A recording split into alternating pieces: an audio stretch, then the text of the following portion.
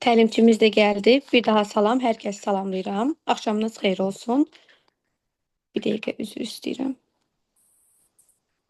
Salam, hər vaxtınız xeyir, Hər necəsiz? vaxtınız xeyir. Çox sağ olun, siz yaxşı olasınız. Mən Röya Cəfərzadə. Bu gün sizə moderatorluq edəcəm. Əla, Hər kəsi bir daha şad oldum. salamlayıram. Bu gün Yousport Akademi MMC və Kənan Əhmədbəyli ilə möhtəşəm təlimimiz olacaq. Təlimimiz karyera pasportun CV təkmilləşdirmədir. Təlimçimiz şəxsi inkişaf mütəxəssisi və mentordur. Buyurun, söz sizdədir. Təşəkkür edirəm, minnətdaram belə qəşəng təqdimat elədiyiniz üçün. Çox sağ Ə, olun. Bizi burada hamı eşidir, yoxsa hamısının kamerası bağlıdır, açıq, bilmirəm. Eşidirsiniz, eşitmirsiniz məni. Bilirik. Eşidənlər Deyil. kameranı aça bilsə nə gözəl olar, mən də onları görərəm, tanıyaram. Bəlkə bəzilərindən bir təlimdə olmuşuq, bir prosesdə olmuşuq, bir layihədə olmuşuq. Aha, salam, Hər hər kəs vaxtınız xeyir, mən eşidir. də Böyük eşidirik. məmnuniyyətlə gözləyirdilər. Eşidirik, eşidirik. Tamam, təşəkkür Bəli, edirəm. bəli. Necəsiz? Salam, hər Özünüzü vaxtınız necə hiss xeyir. edirsiniz? Üzrlü sayın, mən kameranı aça bilmirəm, amma qulağım sizdədir.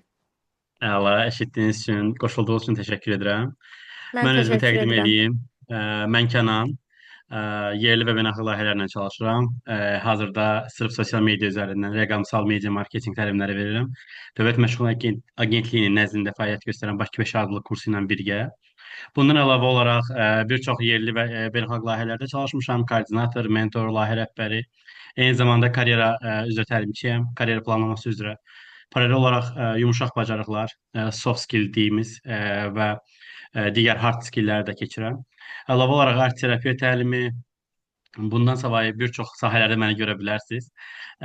İndi təlim müddətində zaten CV-min üzərindən keçəndə daha yaxından tanıyacaqsınız məni. Mən Lənkəranda yaşayıram, Lənkəranlıyam. Bakıda, digər regionlarda, bölgələrdə müxtəlif təlimlər vermişəm və s. Xüsusi icmalarda, ən çox da bu art terapiya istiqaməti üzrə əlilliyi olan şəxslər üçün, həssas qrupda olan gənclər üçün, şəhid ailələrin övladları, zorakılığa məruz qalmış qadın sığınacaqları, uşaq evi sakinləri və s. Narahat olmayın, narahat olmayın. Mən burada mesajları oxuyuram. Problem yoxdur. Açılmırsa problem deyil. Əsas da dinləyək. Bu gün biz CV-nin hazırlanması, ümumiyyətlə CV nədir, rezümə nədir, o haqqda danışacağıq. CV və rezümə.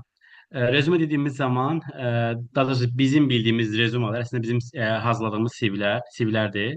Hansı ki, CV daha çox böyük, uzun olur və burada 3-4 səhifə olur. Yəni sizin ümumi backgroundunuz, ümumi məlumatlarınız onun üzərində əks olunur. Amma rezümə dediyimiz daha kiçik olur, daha konkret olur və məqsədyönlü olur. Mən sizə belə bir izah verim.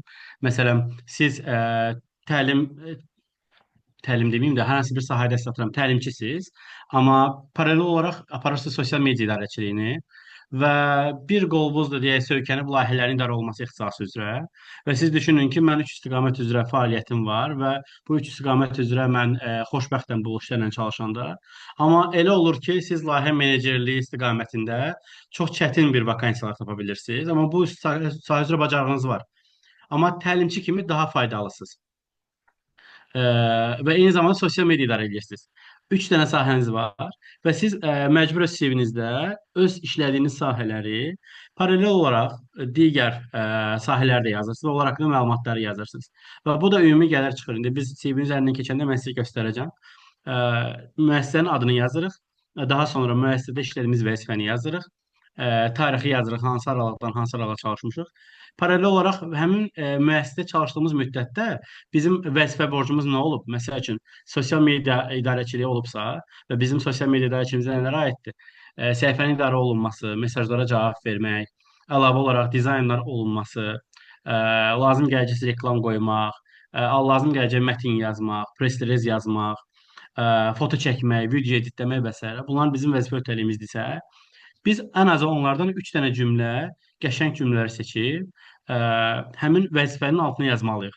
Ki, atıram, okey, siz təlimçisiz, gəlmişsiniz hər hansı bir yerə, hər hansı bir şirkətə, atıram, bizim təşkilatın adı nə idi? Use Support Academy. Use Support Academy-də bir vakansiya var deyə, siz ora müraciət edirsiniz. Adam ümumiyyətlə indiyə qədər gənclər sektorunda çalışıb, ictimaiyyətlə əlaqələrdən məlumatlı deyil. Siz düşünün ki, siz CV-də göndərirsiniz ictimaiyyət əlaqələri mütəxəssis, okey, ictimai tənəqqülat mütəxəssisi, yəni heç bir məlumatınız yoxdur və yaxud da public relation yazırsınız ingilis dilində. Və adamın məlumatı olmadığı üçün sıraca CV-nizi götürür, qırağa qoyur. Amma siz onun içərisində yazsınız ki, məsəl üçün, mən ictimaiyyətlə əlaqədar ixtisası üzrə ixtisaslaşmışam, bu sahələr üzrə bacarıqlarım var, vəzifə ötəklərim bunlar olub. Adam oxuduqca başa düşəcək ki, ha, bu bizə lazım adamdır və yaxud da lazım adam deyil. Eyni zamanda digər sahələri də belə yazmağımızda fayda var. İndi mən nümunə üçün sizə bir dənə CV, öz CV-mi bölüşürəm. Elə biz onun üzərindən keçək. Bircə dəqiqə zəhmət olmasa.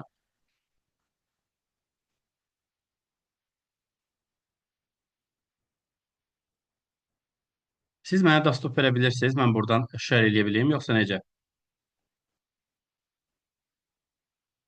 Bir Yoldaşlar. dəqiqə, bəli.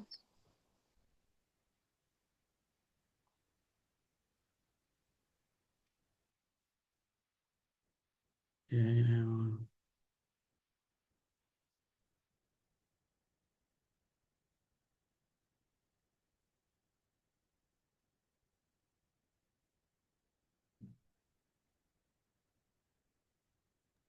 Salam, hər vaxtınız xeyir olsun. Zəhmət Salam, olmasa hər PDF vaxtınız. mənə göndərə bilərsiniz. Mən buradan paylaşım edim. Tamam, olar. Bir dəqiqə yönləndirirəm sizə. Tamamdır.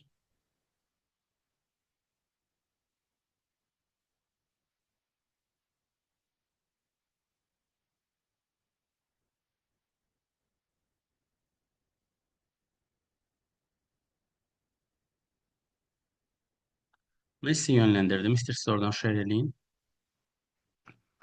Yoldaşlar, CV-lər müxtəlif olur. Bəzi müəssisələrdə var ki, onlar adi A4-də qəbul edirlər müəssisələri. Bu daha çox dövlət müəssisələrində olur. İndi gündəmdə olan rəngli CV-lərdir, hansı ki, hər rəngdə CV hazırlanır. Və yaxud da ümumiyyətlə şəkilsiz CV-lər. Hazırda UsePass bilmirəm, istifadə edəniniz var yoxsa yoxdur. Avropa İttifaqının bir proqramıdır. Adətən orada hazırlayırlar CV-ləri. Bizim CV planlamasına oxşamasa da, yəni tamına elə onu əks etdirməsə də, amma müəyyən qədər uyğunlaşır bizim CV-lərlə və bu CV-lərdə daha çox istifadə olunur. Məndə CV şəkilli CV-dir. Hələ mən özüm də editləməmişəm CV-mi. Aha, bölüşə bilirsəz, əla olardı. Birbaşa mənim CV-m üzərindən danışardıq. Bircə dəqiqə. Tamam. Yoldaşlar, suallarınız olduğu təqdirdə yaza bilərsiniz chat hissəsinə. Mən oradan oxuyub sizə cavablandıracağam. Ha, CV necə yaradılır? Bu haqda məlumat verərdiniz. Adətən CV Canva üzərində yaradılır və bunu qrafik dizaynerlər daha yaxşı bacarırlar. Amma siz məlumatı ümumi verməlisiniz. Məsəl üçün, harda çalışırsınız, nə iş görürsünüz. Buna biz design brief deyirik. Design brief odur ki, siz dizaynın içində məlumatları verirsiniz. Məsəl üçün, siz harda işlədiyinizin, hansı vəzifə tutduğunuzun və yaxud da iş təcrübənizin olmamasına əlaqədar da ola bilər. Yox ki, mənim iş təcrübəm yoxdur və mən necə CV hazırlaya bilərəm? Biz onu da danışacağıq sizlə necə hazırlamaq olur. Elə mən CV açılsın, mən CV üzərindən hazırlaya bilirik. Aha, maşallah nə qədər sual gəldi. Bayaq dediyiniz proqram, yəni Avropa İttifaqı tərəfindən olan proqram, CV Belə belə düzəltmək use üçün. pass. Aha, onun Use adı nə pass-də idi? use pass idi. Use Aha, pass tamam. kimi qeyd olunur. Mən həmin linkləri təlimin sonunda sizinlə bölüşəcəm. Tamam, çox sağ ol. Bir sual verə bilərəm. Bəli, belə buyurun Ayşə xanım. Məsəl üçün, mən bir nəsə vakansiya üzərindən CV göndərdim, amma CV-mdə SMM olduğumu da qeyd etdim, amma vakansiya ilə əlaqəsi yoxdur. Həmin vakansiyanı Bəli. mənə qəbul etmədilər, amma SMM kimi qəbul eləyə bilərlər? Əgər onlarda vakansiya yoxdursa, əlbəttə eləməyəcəklər. Yox, varsa. Amma mən ona yox, başqa şey Bəli, göndərmişəmsə. məsələn, məndə belə bir təcrübə olub Ayşə xanım. Məsəl üçün, mən müraciət elədiyim yer layihələrin də olunması idi. Amma mənim sosial media menecerlik qabiliyyətim, idarə etmə qabiliyyətim vardı deyə. Məni birinci layihələrin idarə olunması kimi şöbəyə dəvət elədilər. Hər şey əla idi. Və əmək haqqısı da normal idi. Və axşam çağı zəng edib mənə deyirlər ki, Kənan bəy, biz istəyirik ki, sizi bu sahə üzrə yox, bu sahə üzrə daha uyğunsuz. Mən belə qaldım ki, yəni mənim bu sahə ilə əlaqəm yoxdur da. Ola bilər mənim bu sahə üzrə bacarıqlarım və alətlərim olsun. Amma mən bu sahədə təcrübəm olmadığı üçün mən yenə sıfırdan başlamalıyam nəyisə addımlamağa. Bu düzgün deyil də. Və mən həmin an həmin şirkətə və çox da prestijli şirkət idi və ona imtina vermişdim. Çünki elə hallar çox olur. Ən çox HR-larda o problemlər olur. CV-yə inan, CV-ni necə baxırlar? Mən sizə deyim də. Məsəl üçün, Ekran görünür mü? niyə bu bəli, bəli, əla görünür. Mənə bu CV-dir məsəl üçün. Baxdılar mənə uyğundur, tulladılar. Baxın bu formada. Hətta mən daha sürətli adımı belə oxuyuram. Onlar adı belə oxumur. O dərəcə sürətli baxırlar. Deməli yoldaşlar, bu mənim CV-imdir. Görürsüz burada. CV həm şəkilli qeyd etdiyim kimi olur, həm də şəkilsiz olur. Şəkilli olan CV-lərdə baxın bu formada olur. Hansı ki siz rəsmi şəklinizi qoya bilərsiniz. Daha 3-ün 4-ə demirəm ha. Rəsmi deyəndə daha sempatik, daha səliqəli, atıram selfie durub çəkib də selfie ilə belə şəkil qoymaq düzgün deyil. Ümumiyyətlə korporativdə etik deyil bu. Amma mən sizə deyim ki, bəzi şirkətlər olur ki, mənim gənclər göndərdiyim olur ki, hansı ki bir müəssisə məndən vakansiya üçün adam tövsiyə edirlər, istəyirlər. Mən onu yönləndirəndə xanımın CV-si selfie ilə olub və qəbul ediblər onu. Bu ola bilir. Və yaxud da Snapchat-dan ən çox çəkirlər xanımlar. İnansız CV-yə baxırsınız, ayrı bir adam, müsahibəyə gəlib tamam ayrı bir adamdır. Yəni tanımaq olmur həmin insanı. Deməli, CV-də şəkil olur. Bəzi hallarda insanlar var ki, olmur. 100% məsəl üçün icazə vermirlər, bunu qoymurlar. Bəzi müəssisələr var ki, qəbul edir, deyir şəkilsiz olmasın. Şəkilli və ya şəkilsiz olmasını da belə deyim, istəyi nədən irəli gəlir? Sizin görüntünüzə görə sizi qəbul eləməsinlər müəssisəyə, sizin bacarıqlarınıza görə qəbul eləsinlər, sizin savadınıza görə qəbul eləsinlər, sizin təcrübənizə görə sizi qəbul eləsinlər. Bu çox önəmli faktordur. Ona görə də indiki növbəti gələn illərdə şəkilli CV yığışılır. Sadəcə ancaq şəkilsiz CV qalır. Deməli, CV-də adımız, soyadımız yazılır. Baxın bu hissədə, yuxarı hissədə gördüyünüz kimi. Çalışın ki, CV-də adınızı, soyadınızı yazandan sonra hansı sahə üzrə müraciət edirsinizsə, o halda aşağıda ən azından adınızı yazın. Məsələn, mən burada elektron poçta yazmışam, görürsünüz. O elektron poçt hissəsinin altında social media marketing, sosial media meneceri, layihələrin idarə olunması, müəllim, ingilis dili müəllimi və yaxud repetitor bu formada açar söz yazın. Hansı ki bu açar söz sizin kim olduğunuzu özündə əks etdirir, özündə ehtiva edir. Daha sonra elektron poçt ünvanımızı yazırıq, telefon nömrəmizi yazırıq və ünvanımızı yazırıq. Bəzi CV-lərdə karyera mütəxəssisləri deyirlər ki, ünvan yazılmağa ehtiyac yoxdur. Amma mənim təcrübəmdə o var ki, atıram da mən bir vakansiya müraciət etmişəm. Deyək, Youth Support Akademi bir dənə vakansiya müraciət edib. Youth Support Akademi Lənkərandadır, amma Bakıdan ora vakansiya gəlib. Vakansiya müraciət edib. Adam necə bilməlidir ki, bu adam Bakıdadır? Yəni ancaq müsahibəyə dəvət olunanda o bilməlidir. Elə ən yaxşısı qabaqcadan yazın ki, harda yerləşirsiniz və o adam bilsin ki, bu meslək mənə uyğun deyil və yaxud da mənə uyğundur. Mən bunun tərəfdarıyam. Deməli, ünvanı qeyd edirsiniz və ola bilər ki, məsəl üçün mən belə bir sual sizə verim. Deyək, siz Lənkərandasınız, vakansiya Bakıdadır. Adam CV göndərib vakansiyaya. Aşağı düşməsə yaxşıdır, yuxarı şəkildə danışırıq. Əla. Adam vakansiyaya müraciət edib, vakansiyada ünvan hissəsi Lənkəran qalıb. Atıram, Lənkəran Səmədzadə küçəsi, İskəndər Səmədzadə küçəsi məsəl üçün. Və adam baxır ki, bu Lənkərandadır, bu gələcək Bakıya, yer tutacaq, hər gün məndən icazə alacaq ki, mən ev tapmamışam, hər gün məndən icazə alacaq ki, qohumumun evində qalıram, yol uzaq idi, gecikdim və s. Bunların hamısını nəzərə alıblar, avtomatik olaraq yox deyirlər. Siz o halda ki, o qədər backgroundunuz güclü olmalıdır ki, sizin CV vazgeçilməz olsun, belə deyim, türklər demişkən, sizə imtina verməsinlər. Sinlər ki, Kənan bəy gələ bilərsiniz və ya Aysu xanım və ya Nicat bəy gələ bilərsiniz, qoşula bilərsiniz, biz sizi gözləyirik, ən azından bir ay sizə vaxt veririk. Yəni elə şeylər də olur. Daha sonra CV-də profil hissəsi olur. Hansı ki, sizin məlumatlarınız olan hissə. Profil hissəsini adətən cümlə kimi də yazırlar. Məsəl üçün, adda yazırlar ki, mən Kənan Əhmədbəyli, işdə çox məsuliyyətliyəm, çox həvəsliyəm, müəyyən bacarıqlarım var, müəyyən şirkətlərdə işləmişəm və s. Bu ən belə basic hissədir, hansı ki, heç bir təcrübəsi olmayan bir şəxs mütləq ki, bu formada yazıb hazırlayır. Çox həvəsliyəm, məni götürə bilərsiniz, mən işinizi yaradacağam, bacaracağam, belə eləyəcəm, elə eləyəcəm. Hamısı söz toplusudur. Mütləq ki, profili bu formada dəqiqləşdirirsiniz. Harda işləmisiniz? Harda təcrübəniz var? Məsəl üçün, məndə yerli və beynəlxalq layihələrlə bağlı təcrübəm var, qeyd eləmişəm. Media sahəsi üzrə təcrübəm var, qeyd eləmişəm. Təlimçilik sahəsi üzrə təcrübəm var, qeyd eləmişəm. Təşkilatçılıq və idarəetmə təcrübəm var. Bunu da qeyd eləmişəm. Mediasiya sahəsində təcrübəm var. Bunu da qeyd eləmişəm. Turizm sahəsi, sosial sahibkarlıq, sosial iş sahəsində təcrübəm var. Bunların hamısını qeyd eləmişəm. Və mən düşünürəm ki, bu qədər təcrübəni götürüb bir dənə cədvəl açardım, bir dənə boks açardım. Boksun içərisində yazardım ki, mən Kənan Əhmədbəyli yerli və beynəlxalq layihələrdə, media sahəsində təmsillə bağlı təcrübəm var. Bu sahə üzrə özümü inkişaf etdirmişəm, bula bula bula bula. 3 səhifə gedəcəkdi. Və yaxud da heç bir təcrübəm yoxdur. Sadəcə cümlə, söz toplusu yazıram. Bu da o deyil, yəni düzgün deyil.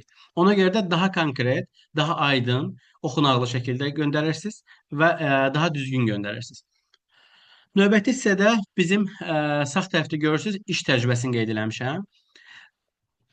Qeyd elədim, bu CV 2025-ci il üçün, yəni ilimizin son CV-sidir. 2026-dakı CV-lər tamam fərqlidir. Onların formaları da fərqli olur. Nə mənada fərqli olur? Belə bir dəyişiklik olmur. Sadəcə birinci təhsilinizi birinci öndə yazırsınız, daha sonra iş təcrübənizi altda yazırsınız. Məndə isə iş təcrübəsi öndədir, təhsilim altdadır. Sol tərəfdə görürsünüz siz zaten onu. Məsəl üçün, iş təcrübəsini yazdım. Next Step AZ icma əsaslı sosial təşəbbüs platforması və burada təsisçiyəm. 2026-nın 5-ci ayından indiyədək təhsil etdiyim bir müəssisə təşkilatdır, icmadır və bu icmada nə işlər görürəm? Onu yazmışam. Hansı ki, platform vasitəsilə icma yönümlü əsaslı sosial layihələr həyata keçirir. Gənclərin sosial fəallığını, təşəbbüskarlığını dəstəkləyirəm. Növbəti işlədiyim yer UNICEF Azərbaycandır. Niderland Krallığı tərəfindən maliyyələşdirilən abşev sosial innovasiya proqramıdır. Burada mən həm məsləhətçi, həm də layihə koordinatoru olmuşam və qeyd elədiyim kimi görürsünüz, burada qabaqda mən qeyd eləmişəm tarixini. Ayın 5-i 6-cı ay 2024-cü ildən 5-i 10-cu ay 2024-cü ilə qədər 4 ay bu təşkilatda məsləhətçi və layihə koordinatoru olaraq çalışmışam. Yaxşı, bəs gördüyüm vəzifələr ümumiyyətlə məsləhətçi və koordinator nə deməkdir? Altda qeyd eləmişəm. Layihənin həyata keçirilməsi üçün yerli və dövlət orqanlarında kommunikasiyanın aparılması, 60 gəncin 15 qrup mentorluq fəaliyyətini dəstəkləmək, izləmək, qiymətləndirmək, bütün ünsiyyət prosesində iştirak etmək, kommunikasiya materialının hazırlanması və media paylaşımlarının təşkili, hesabatlılığa təhvil verilməsi, layihənin təsviri və bunun kimi şeylər qeyd eləmişəm. Sonra düşürük aşağı, yenə də bu formada məsləhətçi və koordinator işləmişəm Gender Azərbaycanda. Aşağı düşürük direktor müavini işləmişəm Gənclər evində, Lənkəran Gənclər evində. Sol tərəfdə görürük ki, mənim təhsilim qeyd olunub. Təhsil hissəsində Azərbaycan Texnologiya Universitetində oxumuşam. Sənayinin təşkil və idarə olunması ixtisası üzrə və tarixində yazmışam. Deməli, birinci universitet yazılır, sonra ixtisas yazılır. Düşünün ki, sizi birinci tanıdan necə tanıdırlar? Atıram, mən Kənan. İkinci sual olur ki, hardansan? Lənkərandanam. Neçə yaşım var? 29 yaşım var. Və yaxud da işə girəndə harda işləyirsən? İkinci sual həmişə o olur. Birinci sual harda işləyirsən? Yəni müəssisənin adı. İkinci sual vəzifən nədir? Mütləq ki, onu qeyd edirsiniz. Daha sonra onun yanında hansı tarixlərdə işləmirsən və yaxud da çalışırsan, onu qeyd edirsiniz. Növbəti sual gəlir, iş öhdəliyi nələrdir? Baxın, həmin ardıcıllıq istiqaməti üzrə gedirik. Deməli, gedirik, UNICEF Azərbaycan işlədiyim təşkilatdır. Vəzifə öhdəliyim məsləhətçi layihə koordinatorudur. İşlədiyim müddət 5-dən 6-cı aydan 10-cu aya qədərdir və gördüyüm öhdəliklər nələrdir, onları qeyd eləmişəm. Daha sonra Sabirabad Dövlət Sosial İqtisad Kollecini bitirmişəm mühasibəçi ixtisası üzrə. Ondan sonra keçirik texniki bacarıqlara. Texniki bacarıqlarla dil bacarıqlarını ayırırıq. Bir də texniki bacarıqlarla soft bacarıqları ayırırıq və yaxud dediyim basic bacarıqlar, yəni yumuşaq bacarıqlar ayırırıq. Texniki bacarıqlar dediyimiz adətən yazılar kompüter bacarıqları. Bəzi texniki bacarıqlar var ki, onlar ümumiyyətlə kompüter bacarıqları sayılmır yoldaş. Məsəl üçün, kompüterdə işləyirsiniz, okey, Word, Excel bir bu əla, super. Amma bu texniki bacarıqdır, düzdürmü? Amma atıram, hər hansı bir proyektor qura bilirsinizsə, bu texniki bacarıqdır, amma kompüter bacarığı deyil. Başa düşürsünüz nə demək istəyirəmsə. Və yaxud da Google-dan, Drive-dan, Google Forumdan, Google Meet, bugün işlədiyimiz Google Meet üzərindən paylaşılma linki var. Onu hazırlaya bilirsinizsə, Adobe Photoshopda işləyirsinizsə, Adobe Premiere-də işləyirsinizsə, Lightroom-da işləyirsinizsə, hər hansı bir Canva-da, CapCut-da, hər hansı bir yerdə işləyə bilirsinizsə, bu texniki bacarıqlardır. Bunu hər hansı bir kompüter bacarığına aid edə bilmərik. Kompüter bacarığı dediyimiz daha çox hard bacarıq. Hansı ki, biz kompüterdə nəyəsə server sükürük, yığırıq, nə bilim Word işləyirik, Excel işləyirik. Bunlar ona aiddir. PowerPoint ona aiddir. Amma bunlar kompüterin içərisində işlənən proqramlardır deyə siz bunu atıram kompüterdə yox da, nə bilim, hər hansı bir telefonla, hər hansı bir planşetdə də işləyə bilərsiniz də. Ona görə bu kompüter bacarıqları deyil, texniki bacarıqlar sayılır. Daha sonra gəlirik dil bacarıqlarına. Yəni dil bacarıqlarına mən burada qeyd səhv qeyd dil biliyi yazılıb. Dil bilik deyil, bacarıqdır. İngilis dili, rus dili və digər dilləri qeyd edə bilirik. Sual verə bilərsiniz, okey, mən ana dilimi yazmalıyammı?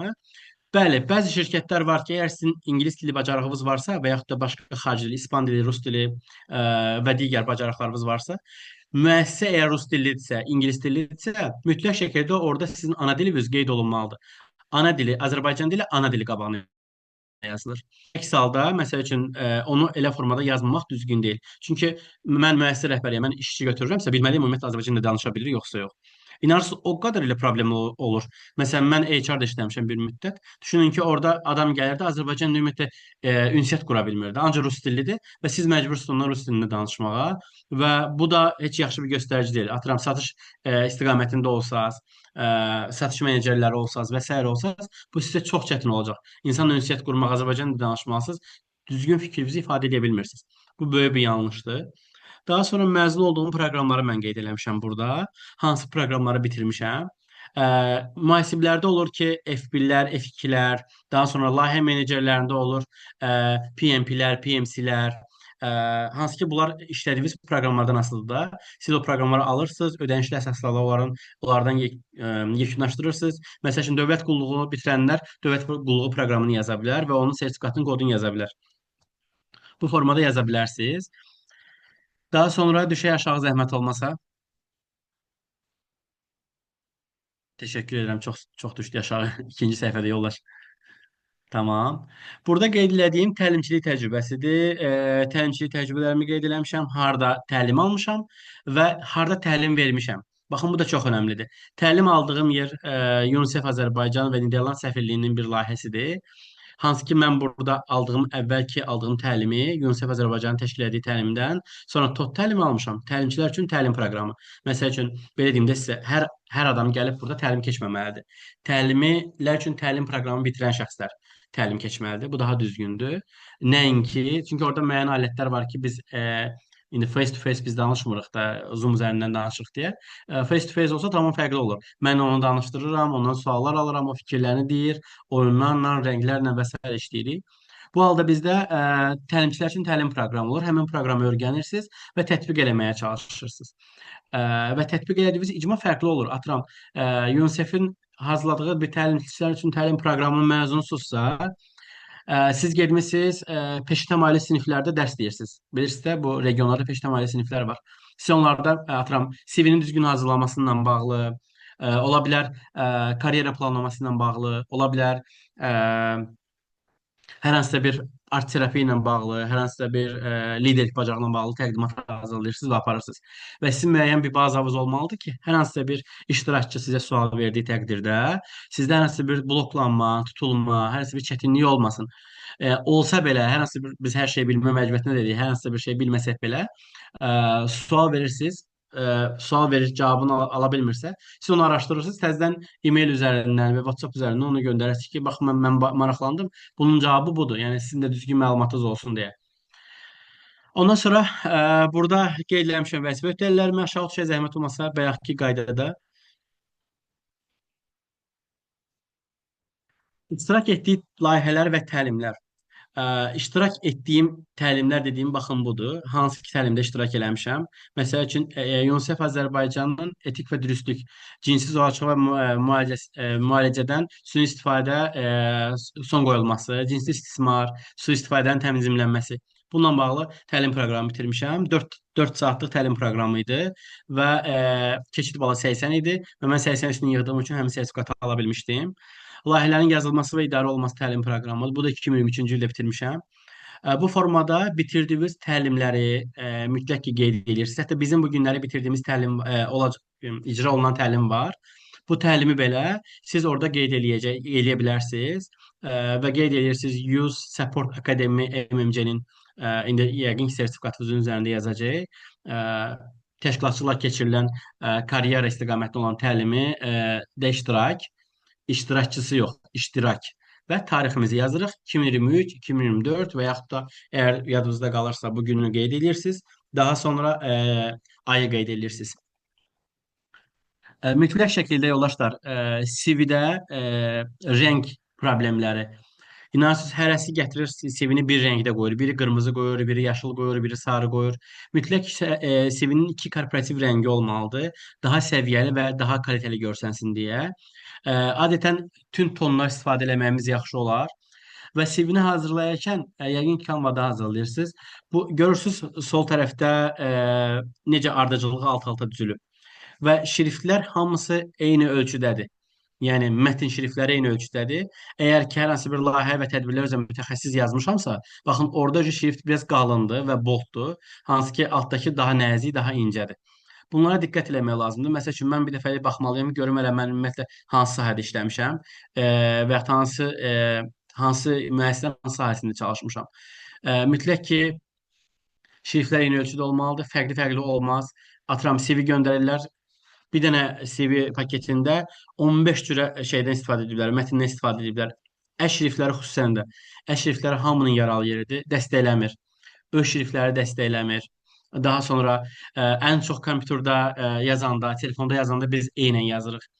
Məsəl üçün necəsən sözü necəsən yazırsınız. Məsəl üçün eynən yazırsınız. Elə formada da yerləşdirirsiniz CV-yə. Bu ümumiyyətlə yol verilməzdir.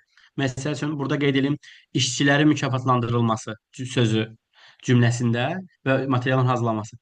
Yazırlar ki, işçilərin mükafatlandırılması üçün materialların hazırlanması. Bu formada düzgün, ümumiyyətlə düzgün deyil. Bu ümumiyyətlə qəbul olunmur. Ona görə CV-lərdən geri dönüş olunmur. Daha sonra CV-də nəyə diqqət etmək lazımdır? Yəni yuxarı qalxaq zəhmət olmasa.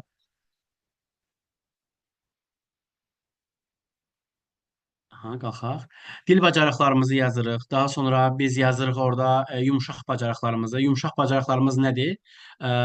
Soft skill dediyimiz, hansı ki stresin idarə olunması, emosional tənzimləmə, daha sonra mübahisəni həll etmə, hansı ki bir situasiyaya düşmüşük ki, orada bir mübahisə var. Bizdə onun alətləri var, hansı ki biz təlimlərdə onu keçirik. Necə özümüzü idarə etməliyik, kontrolda necə saxlamalıyıq. Bunun üçün bizdə düzgün nəfəs alıb vermə texnikaları var. Sonra diqqətlilik prinsipi var ki, biz diqqətimizi başqa bir şeyə yönəldirik ki, bu adamla aqressiv ünsiyyətə girməyək. Və yaxud da liderlik bacarıqları var, hansı ki bunlar soft bacarıqlar sayılır. Bundan əlavə critic thinking deyirlər ingilis dilində. Critical thinking. Bu kritik düşünmə. Hansı ki bu çox önəmli faktordur.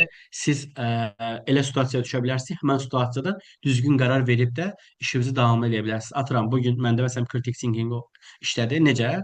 Mən evdə idim, ailəmlə olduğum bir evdə idim və orada işıqlar söndü. Müəllim mənə yazdı, dedi, müəllim bizdə işıqlar sönüb, mən qaçıram başqa bir yerə, hansı ki digər evimizə, orada mən qoşulacağam. Gəldim, burada işıqlar yanır, avtomatik qoşuldum. Düzdür, 1-2 dəqiqə gecikdim, amma qoşuldum. Yoxsa mən gözləyəcəydim, o işıq yanacaqdı, ayı yanmayacaqdı. Bu uzun dərədir. Ona görə də kritik thinkingi ümumiyyətlə inkişaf etdirmək çox yaxşı bir şeydir. Kritik zamanda düzgün qərar vermək çox önəmlidir. Qeyd etdiyim kimi yenə də telefon nömrələrimizi, elektron poçt ünvanımızı, daha sonra yaşadığımız ünvanı qeyd edirik. Bəzi CV-lərdə qeyd olunmur, bəzi CV-lərdə qeyd olunur. İş təcrübələrimizi qeyd edirik. Mütləq şəkildə atıram, əgər sizin könüllülük fəaliyyətiniz varsa, hər hansı bir müəssisədə atıram asan xidmətdə könüllülük kimi fəaliyyət göstərmisinizsə, onu da qeyd edirsiniz. Onların özlərinin sertifikatları olur. Bu da iş təcrübəsi sayılır. Hətta mən sizə deyim, əgər ki Avropaya, Asiyaya, Amerikaya, ümumiyyətlə magistr və ya bakalavr və ya kollec oxumaq istəyirsinizsə xaricdə, onlar belə iş saatı sayılır.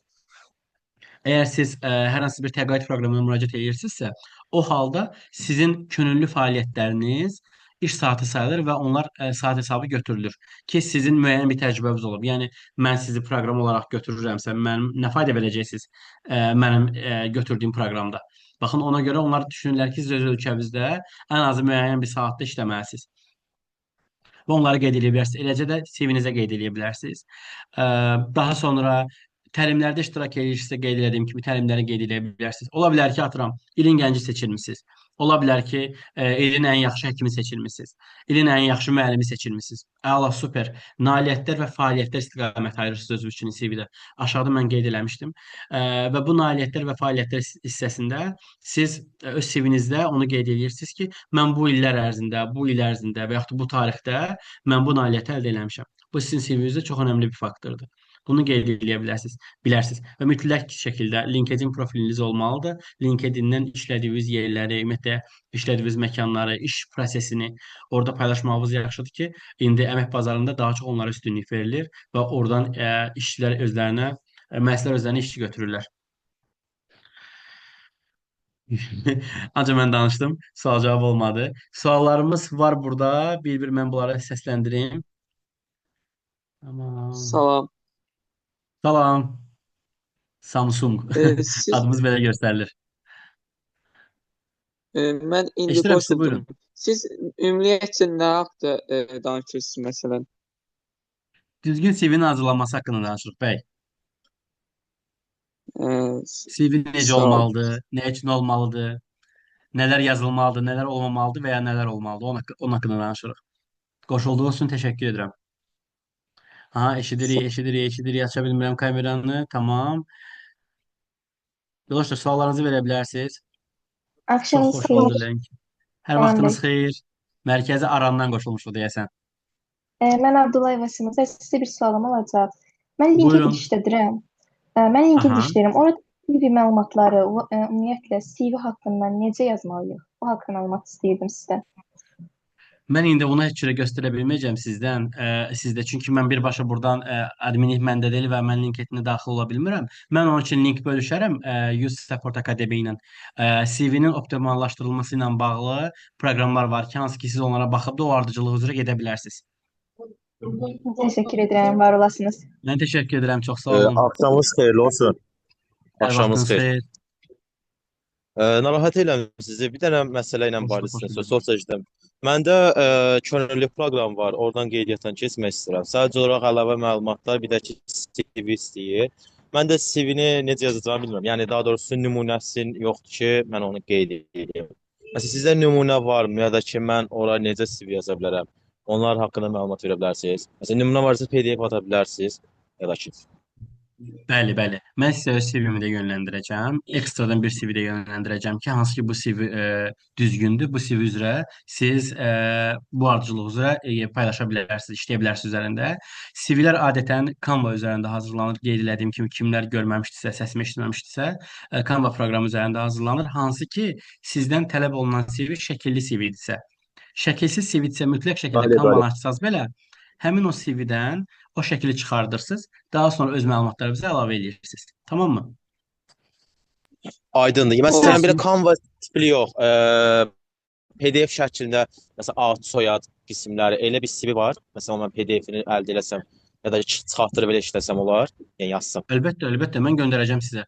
Qeyd etdiyim kimi təlimin başlanğıcında 3 cürə CV olur. 3 cürə yox, daha çox olur. Sadəcə ən çox 3 hissədən ibarət olur da. Biri şəkilli, hansı ki mənim bu hazırladığım CV-dir, özüm üçün hazırladığım CV-dir.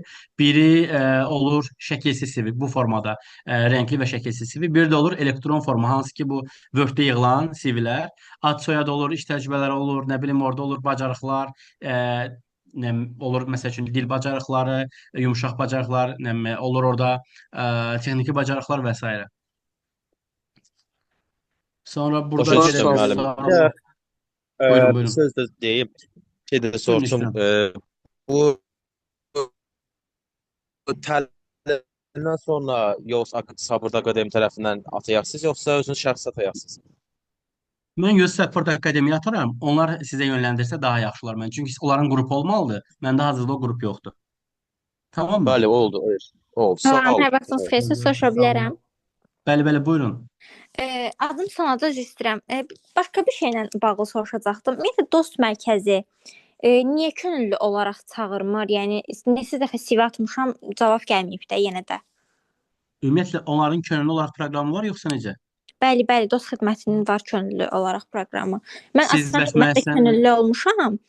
Aha, Amma əla. yəni dosta dəfələrlə atmışam, geri dönüş olmayıb da. Vallahi İcazənizlə onlar mən haqqında cavab məlumat- verim. Bəli, İcazənizlə. buyurun.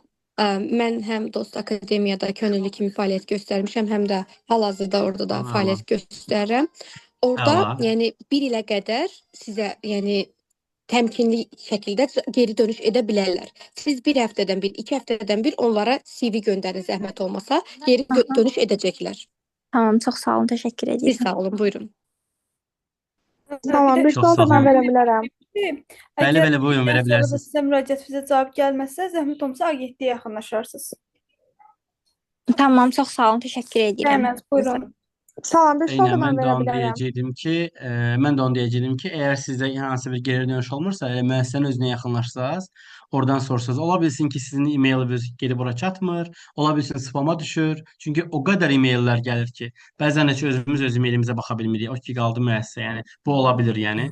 Bildim, hə. Ona görə Asıl də xidmətlə eyni vaxtda vermişdim, amma Asana çağırmışlar, Asanı bitirmişdim ki, yəni yenə Dosta verirdim davam olaraq, amma çağırmadılar da. Peki, inarsınız, mən heç bilmirdim. Dost agentliyi könüllü qəbul edir. Nə yaxşı, Bəli, çox qəşəng bəli, bir var. şeydir.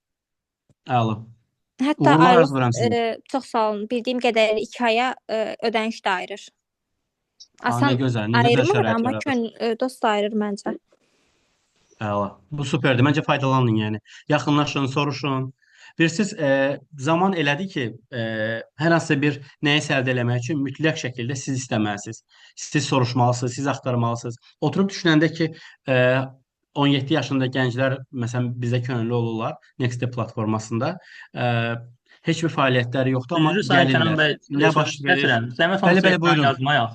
Ekran yazmayın zəhmət olmasa. İstəyirsiniz sıfırlayaq ekranı, yetərlidir yəni. Bizdə təqdimat bu qədər idi. Mənim CV üzərindən danışdıq.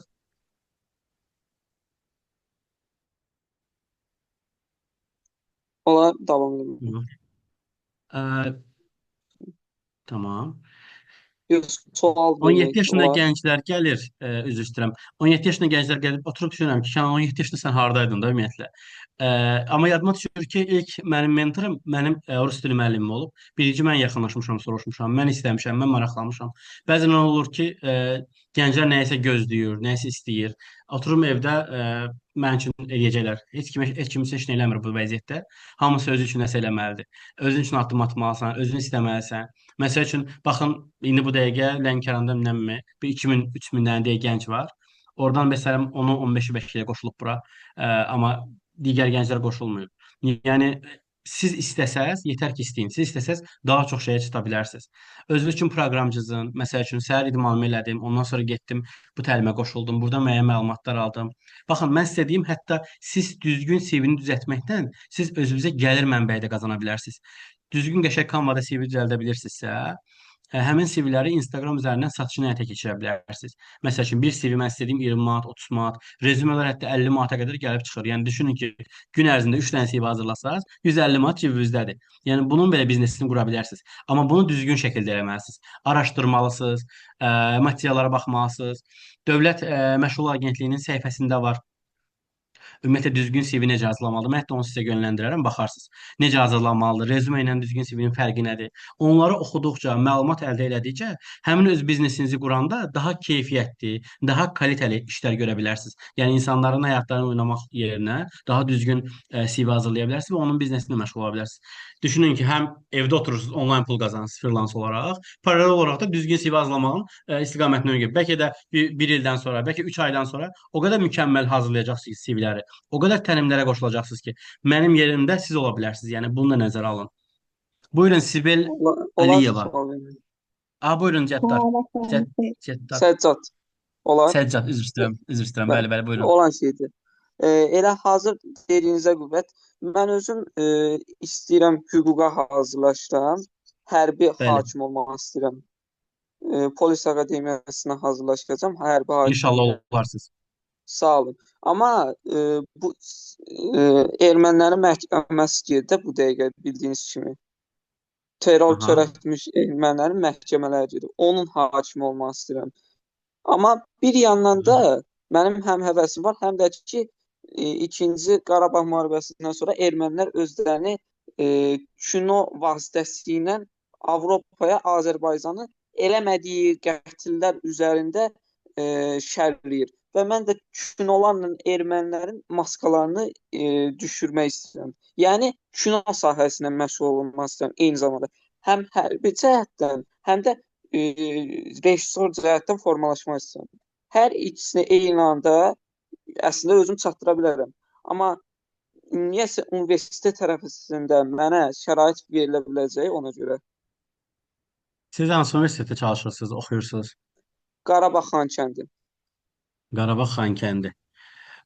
Sizin ümumiyyətlə bu sahə üzrə təcrübəniz var? Yəni bu sahə, bu sektor üzrə oxuyursunuz yoxsa necə? Hansını deyirsiniz? Birinci qeyd elədik ki, məhkəmə üzrə işləmək istəyirsiniz, Bəli, hansı ki, müəyyən ağır bəli, prosesləri işıqlandırmaq istəyirsiniz. Bir tərəfdə də bəli, işıqlandırmaq istədiyiniz, hansı ki, bu kino sahəsindədir. Aktyor bəli, olacaqsınız, rejissor olacaqsınız və s. düzdürmü? bəli, Və bəli. siz bu iki sahədən hansı üzrə oxuyursunuz? Bilirsiniz necə? Hüququ hələ universitetə daxil olmalıyam. Kinoya isə burada daha əvvəl Nicat Əkən var idi, köhnə təlimçi idi, 3-cü günü qoşulmuşdu. Onun aktyorluq Aha. kursu var. Mən ora gedib orada təhsilimi alacağam. Aktyorluq kursu var, Tamam. Zaur Onda sizin Tağıyev. indi belə sual verim. Sizin neçə yaşınız var hazırda? 16-nın içindəyəm, 16 yaz qalıb. Tamam. Məncə siz birinci qərarlaşdırın. Hansı sahədə olsanız, orada xoşbəxt ola bilərsiniz. Məsələn, Hər ikisi. siz tamam. Məsələn, siz bir gününüzü ayırın, gedin o məhkəmədə oturun, oradakı insanlarla çalışın, dinləyin. Çünki bildiyim qədərilə məhkəmədə elə bir şərait yaradılır da, səhv eləmirəmsə, siz girib otura bilirsiniz, baxa bilirsiniz, müşahidə edə bilirsiniz qeydiyyata almaq üçün. Və yaxud da kino sahəsində hər hansı bir rejissorun yanına gedin, orada çalışın, baxın görün o proseslər necə olur. Siz 15 dəfə yıxılmaq məcburiyyətinə qala bilərsiniz. 70 dəfə sizi şillələyə bilərlər. Nə bilim, vura bilərlər. Yəni sırf kinonun belə deyim də o prosesindən, o ssenarisindən asılıdır. Siz ona dözə bilərsinizmi? Və yaxud da məhkəmədə o insanların ağlamaları, yalan danışmaları və yaxud da düzgün danışmaları, qorxmaları, siz onlara dözə bilərsiniz. Məsələn, mən olsam dözə bilmərəm, yəni nə yalan deyim. Məsələn, mən sizə deyim ki, mənim indiyə qədər nə qədər sosial aktivəmsə, hələ də mənim bir blog səhifəm var. Özüm üçün açmışam. Hələ də o blog səhifəsini yarada bilmirəm. Baxmayaraq ki, mən bütün gün təlimlər verirəm, bütün gün televiziyaya çıxıram, ora gedirəm, bura gedirəm. Sadəcə hələ də özümü hazır hiss eləmirəm ki, insanlar sənə şərh bildirsin. Çünki indi elə dövrdür ki, insanlar oturub burada evində, prosta da papağına ilişir bunun. Düşünür ki, buna bax, ağıllıdır da durub papaq baxıb başına durub təlimdə iştirak edir. Və yaxud da üzü saqqallıdır. İnsanlar hələ, cəmiyyətimiz hələ buna ilişir. Siz düşünün ki, o qədər mənfi, sizin yaxşı elədiyinizə heç bir şey deməyəcəklər. Mənfi bir şeyləri o qədər yıxacaqlar üzərinizə kino sahəsində məsəl üçün də. Sən burada düz oynamadın, sən burada bu söz deməməlisən, sənin ləhcəni ilişəcəklər, danışığını ilişəcəklər. Halbuki sənin iştirak elədiyin bu kino sahəsində hamısı sənə hazır yazılıb verilir də, düzdürmü? Sənin orada günahın yoxdur. Amma o qədər tənqidlər gəlir ki, və sən buna dözməlisən. Bunu real lazımdır. Düşünün ki, mən bir dənə blog səhifəmi aça bilmirəm. Ki tənqidlər açıq deyiləm. Yəni siz bunu bacara biləcəksiniz. Ona görə də tövsiyə edirəm ki, hər hansı bir yerdə işləməmişdən əvvəl, oxumamışdan əvvəl, birinci onu gedin baş çəkin. Məsələn ki, mən öz universitetimə daxil olmamışdan əvvəl, mən əmimin universitetə getmişdim dostumla bir yerdə, onların universitetlərinə baxmışdım. Ki, orada proses necə gedir, dərslər necə aparılır, mən burada işləyə bilərəmmi, burada oxuya bilərəmmi? Hətta mənə tam səmimi mənə təklif eləmişdilər ki, həmin universitetdə magistr oxumaq. Mən kateqoriki yox demişdim də, çünki mənə heç nə qatmır bu universitet. Hədər mən gedib burada vaxtımı niyə öldürüm? Ondan sonra Avropaya yazılaşaram, rahat gedib təlim dərsimi alaram da. Yəni mənə nəsə dəyər qatacaq, mənə nəsə öyrədəcək, nəsə olacaq. Yoxsa mən boş-boşuna gedim orada təlimdə oturum, dərsdə oturum, heç nə mənə qazandırmasın. Hədər vaxtım, maliyyəm gedir, günüm gedir, saatım gedir. Bunlar çox önəmli faktorlardır. Bir də zaman keçdikcə siz o qədər inkişaf edirsiniz ki, hər gün bir sahə çıxır. Data science çıxır, data analitika çıxır. Düşünün ki, adamlar süni intellektdən elə bir şeylər yaradılar. Mən burada Azərbaycanla danışıram, qarşımdakı mənim ingiliscəsində işdir. Mənim nə səsim, nə görüntüm itmədən, hər hansı bir topuq vurmadan, hər hansı bir cümlə səhv olmadan görün nə qədər inkişaf eləmişik. Və əlavə gəlir qazanırsınız, əlavə işlər görürsünüz. Yəni bunlar hamısı önəmlidir. Və ən önəmlisi də xoşbəxt olduğu sahədə çalışmaqdır. Əgər siz orada xoşbəxt ola biləcəksinizsə, orada çalışın. Əks halda çox çətindir həyatda qalmaq. Kimsə sözünü eşitmək. Belə. Növbəti Üzr istəyirəm, suallarımıza şey baxaq. deyəcəm. Çox Bəli, əsas buyurun, buyurun. məlumat verirsiniz. Çox sağ olun, yəni hər şeyə görə. Yoruram siz eləmə, ətrafı çox danışıram. Normalda Üzrlü sənə əgər onlayndan çox yoruramsa. başa düşmürəm, yəni amma çox yaxşı başa salırsınız da. Yəni uğurlar Çox sağ sizə. olun. Çox sağ olun. Təşəkkür edirəm. CV-ni necə yarada bilərəm? Bu barədə məlumat veriləcək. Bəli, məlumatları verdiyəsində qeyd etdiyim kimi Canva üzərindən hazırlaya bilərsiniz. Bir də Word üzərindən hazırlaya bilərsiniz, hansı ki müəssisələrə vermək üçün. Proqramın adını bir də təkrarlayardınız. Canva. Burada mən yazım siz üçün göndərərəm sizə. Daha sonra proqramın adı nə idi dediyiniz? Canva yazılır. Salam, proqram adı nə dediniz? Canva yazılır. Sertifikatları CV-yə əlavə etmək düzgündürmü? Bəli, sertifikatın şəklini yox da mətnini əlavə edə bilərsiniz. Məsəl üçün, atıram, karyera istiqaməti üzrə, düzgün CV-nin hazırlanması üzrə təlimdə iştirak formasını yaza bilərsiniz. Durub sertifikatın şəklini əlavə eləməyin ora. CV-də şəkil olması vacibdirmi? Xeyr, vacib deyil. Ola da bilər, olmaya da bilər. Sizin müəssisəyə verdiyiniz CV-dən asılıdır. Əgər sizin müəssisə onu tələb eləyirsə, zaten deyirlər orada, qoyurlar ki, qeyddə ki, atıram, bu vakansiyalara üzrə rəngli və yaxud şəkilli CV lazımdır. O formada siz həmin CV-ni göndərə bilərsiniz. Və yaxud da həmin şirkətlərin özlərinin CV formaları olur. Onlardan da ala bilərsiniz. CV şəkil olması vacibdir. LinkedIn-də necə qısaltmaq olar CV-ni? Onu CV-nin proqramına ataram mən sizə, oradan girib baxa bilərsiniz. Əla, Canva-nı qeyd eləmisiniz. Bəs CV bütün sertifikatlar yazılır, yoxsa neçə? Çünki 100-dən çoxdur sertifikat. Əla. Çox qəşəng sualdır. Sibel Əliyeva. Deməli, yoldaşlar, xanım qeyd edir ki, 100-dən çox sertifikatım var. Mən hamısı CV-yə əlavə eləməliyəmmi? Xeyr, əlavə eləməli deyilsiniz. Deməli, hər ildən ilə siz təlimlərdə iştirak elədikcə keyfiyyətli təlimçiləri görürsünüz və onun auditoriyasını görürsünüz.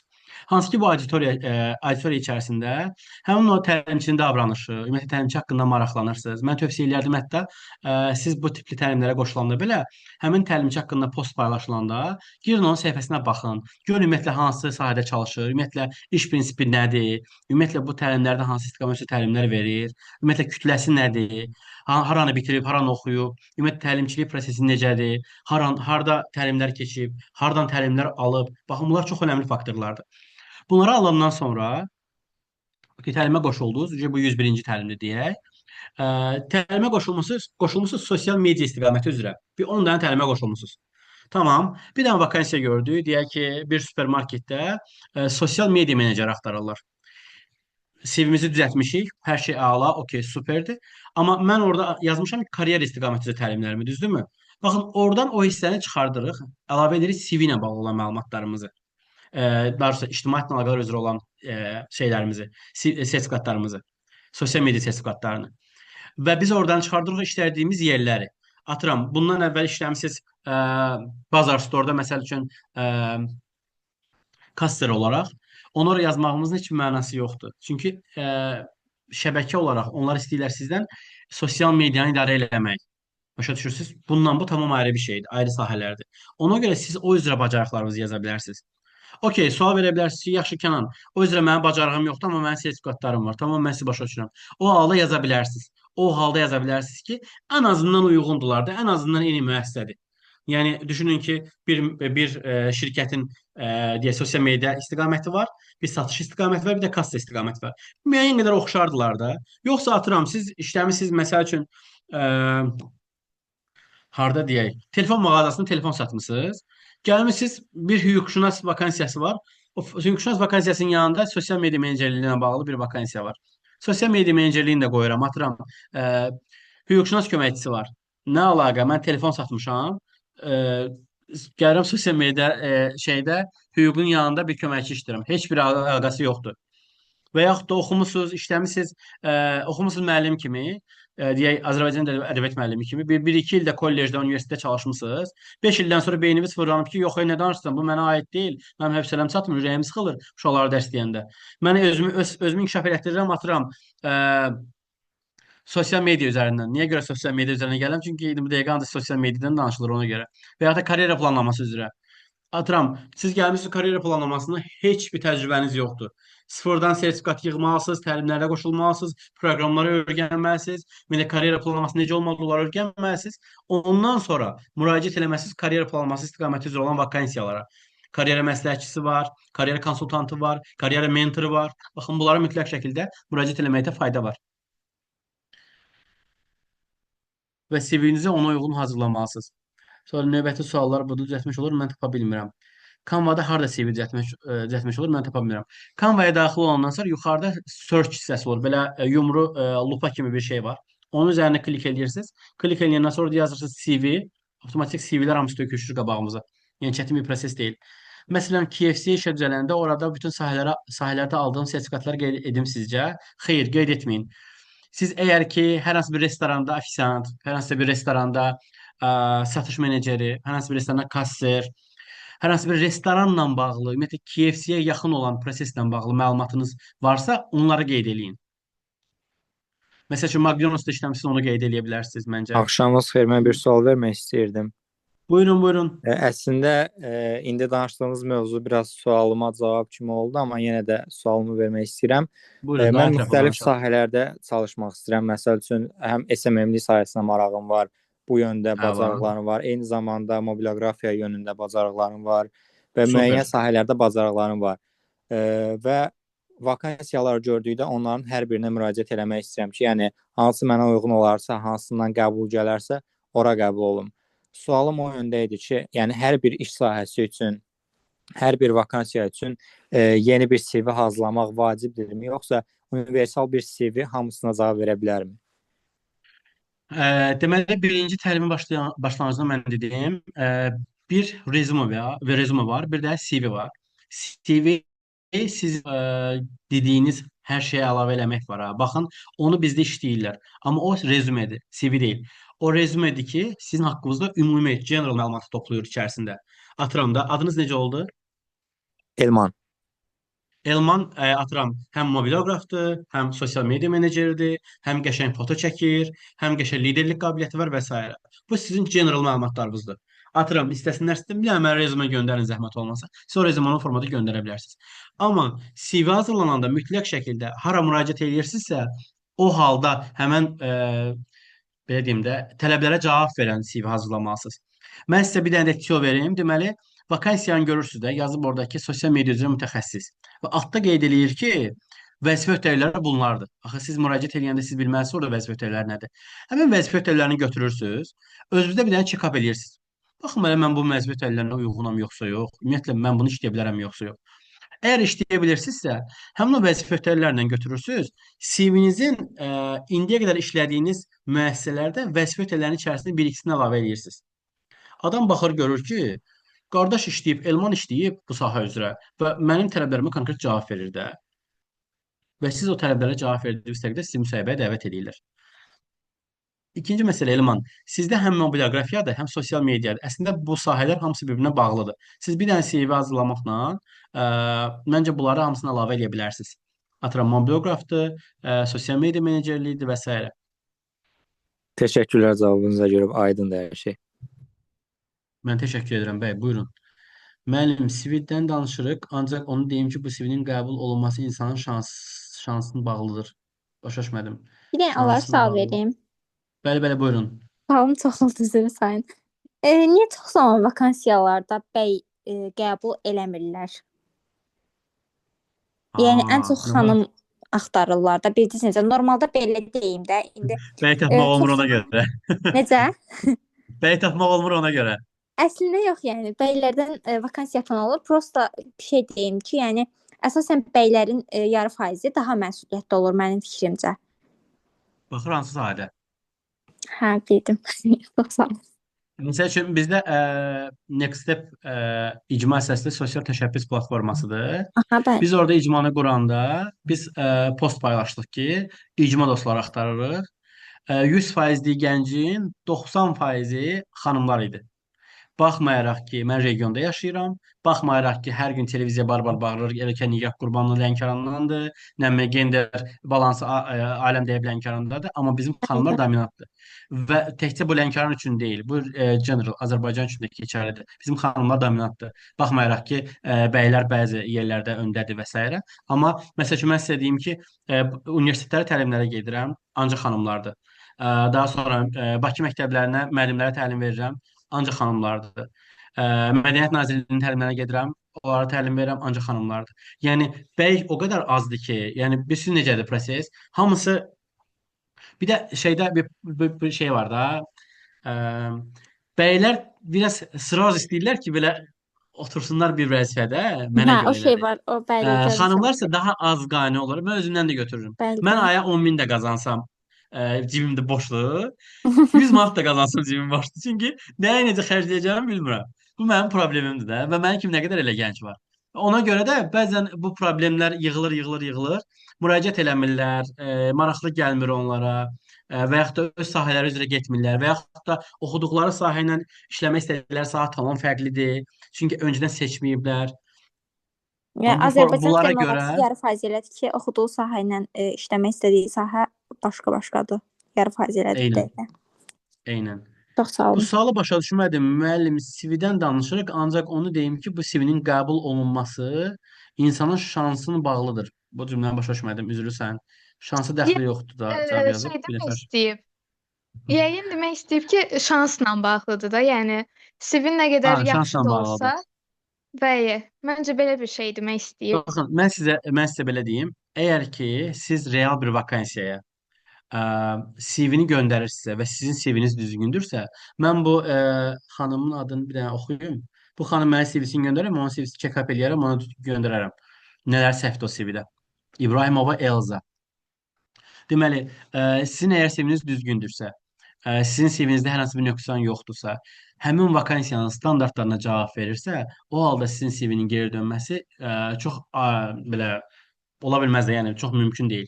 Çünki hamı real CV istəyir. Çünki elə zamanəyə gəlmişik ki, heç kim qohumluq əlaqələrini işə götürmür də.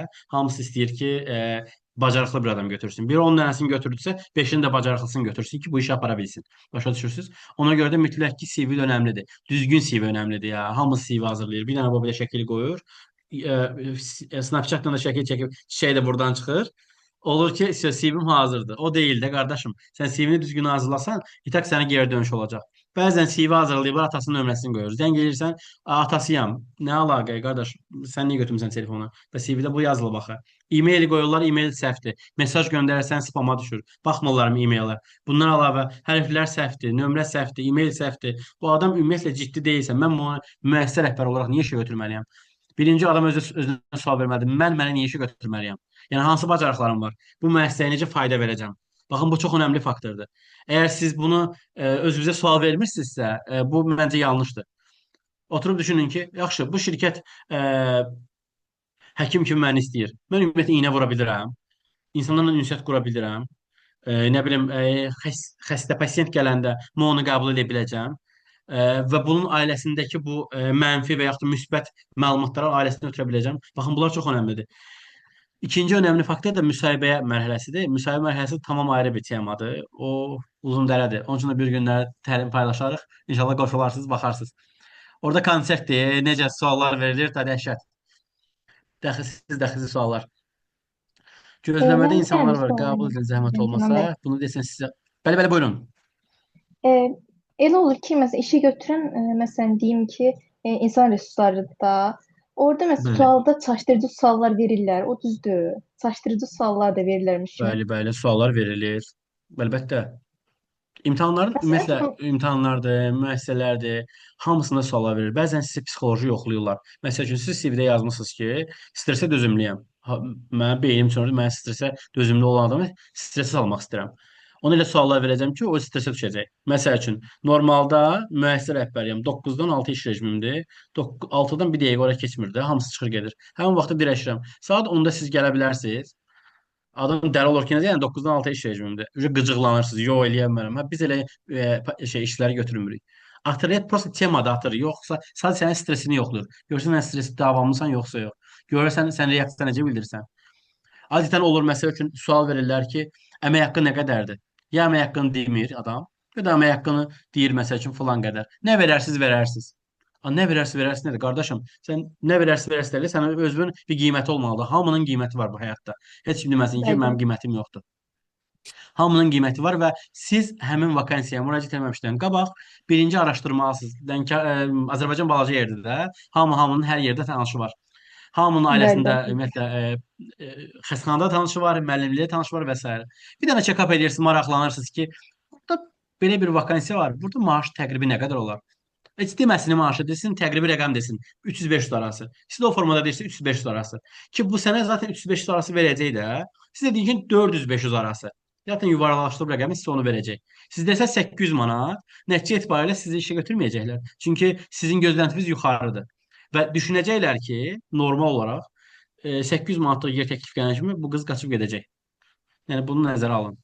Hə, bir də bir şey var ki, demək olar ki, çox iş müəssisələri fikirləşir ki, işə gələnlər sırf pula görə işləyir, amma bu da düzgün bir şey deyil də. Yəni ki, sırf maaşa görə gəlim, oturum orada işləyim. Yəni ən azından işi azdan çoxdan sevməyə lazımdır mənim düşüncəmdə. Bəli, bəli, biz birincidə qeyd eləmişdik. İşi sevmək lazımdır. Bir də ilk Bəli. işlədiyiniz müəssisə çox önəmlidir. Sizdə ilk işlədiyiniz müəssisə necə qoyulubsa, bünövrəsi necə qoyulubsa, o formada gələcəksiniz. Əgər sizə birinci gündən sempatiklik verilibsə, rahatçılıq verilibsə, siz flexible yerdə işləmisinizsə, mütləq ki, siz bu cür yer axtaracaqsınız. Məsəl üçün, mən bunu harda təsdiqini tapdı? 2 ay bundan qabaq biz peşə hazırlıq kursu ilə bir yerdə bir layihə işlədik. Bu rəqəmsal media marketinq kursu Lənkəranda xanımlar idi. Müraciət eləmişdilər. O proqramın məzunu olanlar 3-5 nəfər xanım vardı ki, hansı ki, yekunlaşdı. Bəziləri özləri iş tapdı, bəziləri bu sahədən tamam yad bir sahədə çalışırlar, bəziləri də mənlə çalışırlar. İnanırsınız, adam məsələn vakansiya var, müraciət ediblər, mənə deyiblər ki, mənə bir sosial media meneceri lazımdır. Atıram Nəzrin adına bir xanımı yönləndirirəm. Nəzrindir, ay müəllim, hövsələm yoxdur, mənim 9-dan 6-ya gedim orada oturum. Çünki Kənanda bu rahatçılığı görüblər də. Görüblər Kənan gedir 2 saatlıq bir müəssisəni çəkir, videosunu. Alır 800 manatını, 1000 manatını, 1500 manatını qoyur cibinə. Deyir ki, mən niyə eləməyim ki? Mən də müəllim kimi gedib düşünmür ki, Kənan o 1000 manatı alana qədər 200 manata da gedib çəkib, pulsuz da gedib çəkib, ümumiyyətlə heç bir əlaqəsi olmayan bir tədbir olub gedib çəkib, kimisə dostu olub onun üçün gedib çəkib. Bunları düşünmür. Birinci balaca başlamaq lazımdır nələrdənsə. Bəli, bəli. Ondan sonra böyük şeyə Heç qaçmaq kim lazımdır. birdən-birə yəni böyümür ki, insan Eynən, yavaş eynən. məsələlər olur. Hətta Və əsəb yaxud da məsələsində özür istəyirəm. Dediniz məsələn buyurun. əsəb falan. Mən də asan xidmətdə ən çətin asan xidmətdə olmuşam. Yəni 5 sayılda Koroğluda olmuşdum. Yəni orada Aha. düşünün vətəndaşlar çox adamın. Orada da heç nə demək olmur axı. Yəni vətəndaş da sən buna durub nə deyə bilərsən ki? Nəsə İflislə demək əlavə istəyirsiniz, olaraq yoxsa buraya bizi boş ala bilərsiniz? ya məsələn də indi elələri olur ki, gəlib bizi günahlandırırlar, amma fakt bizim günahımız Bəli. olmur da. Yəni oradakı işçilərin günahı olur. Hətta Olur. orada hər gün olurdu da. Yəni hər gün, günün hər günü, yəni istirahət falan olmurdu. Gündə hətta 3-5 saat orada olurduq deyə məsələn də indi gəlib günahlandırdılar, amma orada biz gözləyirdik ki, bizim balımız biz kiməsə artıq cavab versək, artıq o bizim balımızdan kəsilir. Sertifikat yəni aşağı dərəcəyə düşür də. Ona görə məsələn Bəli. işləməyən adamlar üçün 15 yaşdan başlayır da səhv eləmirəm asan xidmət təcrübə olaraq çox yaxşıdır. Yəni nə qədər də pulsuz olsa mən məsələn indi ikinci dəfə şansım yoxdur asan xidmətə verməyə, amma ikinci dəfə yenə olsa yenə gedərdim. Yəni nəinki pulsuz olma, sadəcə təcrübədir yəni. Həm də layihələrə göndərdilər əlavə olaraq. Eynən, ümumiyyətlə təcrübə qazanmaq çox yaxşı bir şeydir. Bəli, Ümumiyyətlə bəli. insanlarla işləmək, cəmiyyətlə işləmək. Bəli, Bir də bəli. ən mənfi nüans odur ki, xidmət sahəsi həmişə problemli olur. Bəli. Siz satış meneceri də ola bilərsiniz, siz kassada ola bilərsiniz, siz bu məlumat hissəsində də ola bilərsiniz. Ən çətin proses odur. Yəni bütün adamlar əsəbini, nervini, kimi əlindən dalaşıb gəlirsiniz üzə qışqırır. Kimi nə bilim qaynasının söz deyə bilmir, gəlirsiniz üzə qışqırır. Kimi nə bilim uşağına Bəli, acığı bəli, olan evet. gəlirsiniz üzə qışqırır. Yəni məcburuq, yəni çünki İnsan işlədiyimiz sahə məqsədinə çatana kimi Siz zaten onu eləməlidir də. Yəni siz onu öz personal qəbul eləməyin də özünüzə. Siz Bəli, sadəcə bu yəni işdir bu. Mənə demir ki bunu, işə deyir. Bəli. Yəni bu proses budur. Yəni sonradan bəlkə özü üzr istəyir yəni. Elə bir şeylər də ola bilər. Məsəl üçün Bəli, mən sizə bəli. deyim, mən tələbə vaxtı kassada işləmişəm. Çünki ixtisasım birinci ixtisasım mühasibat olub. Və təsadüfən ayağım qırılmışdı. Ayağım gipsdə getmişdim, kassada oturmuşdum. Bəli. Bəy məndən siqaret istədi. Dedim ki, olar siz oradan siqareti götürüb mənə verə bilərsiniz. Mən qayıtdı, ayağın qırılıb bəyəm. Mən səncə durub siqaret götürüm. Mən də eləmədim, tənbəllik gipsdə ayağımı çıxartdım ki, baxın ayağım qırılıb. O qədər üzr istədi məndən. Çünki həmin an nəyəsə bir əsəbləşə bilərdi. Nəsə bir şey ola bilərdi. Atıram, yoldan gələndə hənsəsə bir maşın çıxa bilərdi qabağına. Ona aqressivləşə bilərdi, bir probkadan gələ bilərdi. Mən onu durub orada, yox, sənin ayağın qırılsın falan demək düzgün deyil axı. Yəni o Bəli, odur. bəli. Yəni o onu göstərir. Sən də onu qarşısına yaxşı düzgün Hər vəziyyət insan bir verməlisən. baxış açısı var da. Yəni zaten bir tərəfdən yox, iki tərəfli baxmaq lazımdır məsələyə. Eynən. Sonra Sibel xanım, yenə də əlinizi qaldırmışsınız. Sualınız varsa buyura bilərsiniz. Salam, axşamınız xeyir, bəli var. Hər vaxtınız xeyir. Buyurun. Məndə 2 sənədim var da. Biri müəllimlikdir, birinci sənədimdə, ikinci Əla. sənədimdə dizaynerlikdir, interiyer eksteryerin bədii tərkibatçısı. Bunları mən CV-də qeyd etsən, bir problem yaranmaz. Bir-birinə də əlaqələndirə bilirəm. Bir də Əlaqələndirə bilirsinizsə nə gözəl. ikinci sualımda bu 3D Max-la AutoCAD proqramlarını da qeyd edirəm də, orada dizaynerliyə görə. Bu amma müəllimliyə verirəm. İndi hal-hazırda müsahibə mərhələsindəyəm müəlliməlikdə. Yəni ki, bu problem olmaz, CV-də qeyd etsən bunları. Xeyr, əslində sizin müəllim kimi fəaliyyətiniz icra olunanda, siz əgər ki o dizayn bacarıqlarını istifadə edə bilirsinizsə, bu çox əla bir şeydir. Müsbət bir şeydir. Yox, əgər ki siz ümumiyyətlə bundan istifadə edə bilmirsinizsə, sadəcə boş idiniz, evdə oturmuşdunuz, yemək bişirə-bişirə təlimə qoşulmusunuz, məsələn. O halda onu yazmasanız daha yaxşı olar. Yox, əgər dizaynerlik sahəsi üzrə hər hansı bir vakansiyaya müraciət edəcəksinizsə, onu yazsanız əlbəttə sizin üçün üstünlükdür. Ümumiyyətlə nə qədər proqram öyrənirsinizsə, nə qədər bacarıq əldə edirsinizsə, bu sizin üçündür. Siz özünüzə sərmayə qoyursunuz. Yoxsa elə mən bunda nə edirəm, bunu burada eləmədim. İnanın ki, qabağınıza çıxacaq. 2018-ci ildə sosial medianı öyrənməyəm, 2025-ci ildə insanlar sosial medianı qəbul eləməkləri vaxtına düşdüyü üçün mən bugün sosial media idarəçisi olaraq fəaliyyət göstərirəm. Əks halda ömrü boyu götürməzdim. Çünki cəmiyyət hələ bizim sosial mediaya aktiv deyil. Yəni adi sosial medianı görürsüz də, ticarət mərkəzləri bir dənə xanım çıxardır, paltara geyinir, fırlanırlar, olurlar sosial media meneceri. Halbuki o sosial media menecerini oxumaq üçün mən 3 il sərhəsər imtahan vermişəm ki, onun Lijbo kursu qurtarım da, yəni o qədər ağır proqramdır. Amma adam gəlir bir dənə paltara geyinir, fırlanır, olur sosial media meneceri. Mənlə onun arasında nə fərqi var? Yeri gəldikdə məndən də daha çox qazanır. Bəli, bu arada onu qeyd edeyim ki, yəni indi SMM-lik sahəsi falan, yəni hər insan tutaq ki, deyir ki, hə, mən kursa getdim, 100 manatlıq kursa gedir, sonra başlayır təlimçi olmağa. Bu da düzgün deyil də. Yəni hər şey adiləşib də, hər şeyin kursu olduğuna görə hamı özünü yəni mükəmməl professional sayır. Eynən. Xeyr, əslində sənədim var. Necə deyim, müəlliməni ayrı bir sənətdə, dizaynerlikdə ayrı bir oxumuşam o haqda. Yəni ki, o haqda da bacarıqlarım var əslində. Yox, bu əla Yəni bir ki, şeydir, Sibel xanım. onların Əla bir yəni şeydir. Siz onu əlaqələndirə bilsəz, bəli, siz onu əlaqələndirə bilsəz, çox yaxşı olar. Atıram da, mən deyirəm düzdür burada, amma elə vəziyyət yaranır ki, Siz necə əlaqələndirəm? Üzrünü sayın, sözünüzü buyurun, kəsdim. işləmişsiniz. Məndə bağça müəlliməsidir. Bağçanın dizaynerliyi üzrə otağın dizaynerini qura bilirəm. Uşaqların Əla bir boyuna şeydir, uyğun super olaraq bir da, şeydir. yəni ki, o cəhətdən. İndi bu dəqiqə zaten problemlərə yaradıcı həll yol gətirmək lazımdır da cəmiyyətdə. Hər şey Bəli, belə, hər şey yaradıcılığını eləsəz daha maraqlı olur, bəli, həyatınız daha yaradıcı rəngli müəllim olur. olmaq lazımdır. Bir də Eynən, siz eynən. dediniz şrift məsələsi. Şrifti CV-də neçə qeyd eləmək lazımdır? Əslində 11, 12 baxır CV-nin boyutuna. Bir də görürsüz CV çox böyük olur. O halda CV-nin boyutunu azaldırıq. Yəni şrifti dəyişirik, rəqəmlərini, şeylərini, ölçülərini. Tamam, çox sağ olun. Siz sağ olun, buyurun.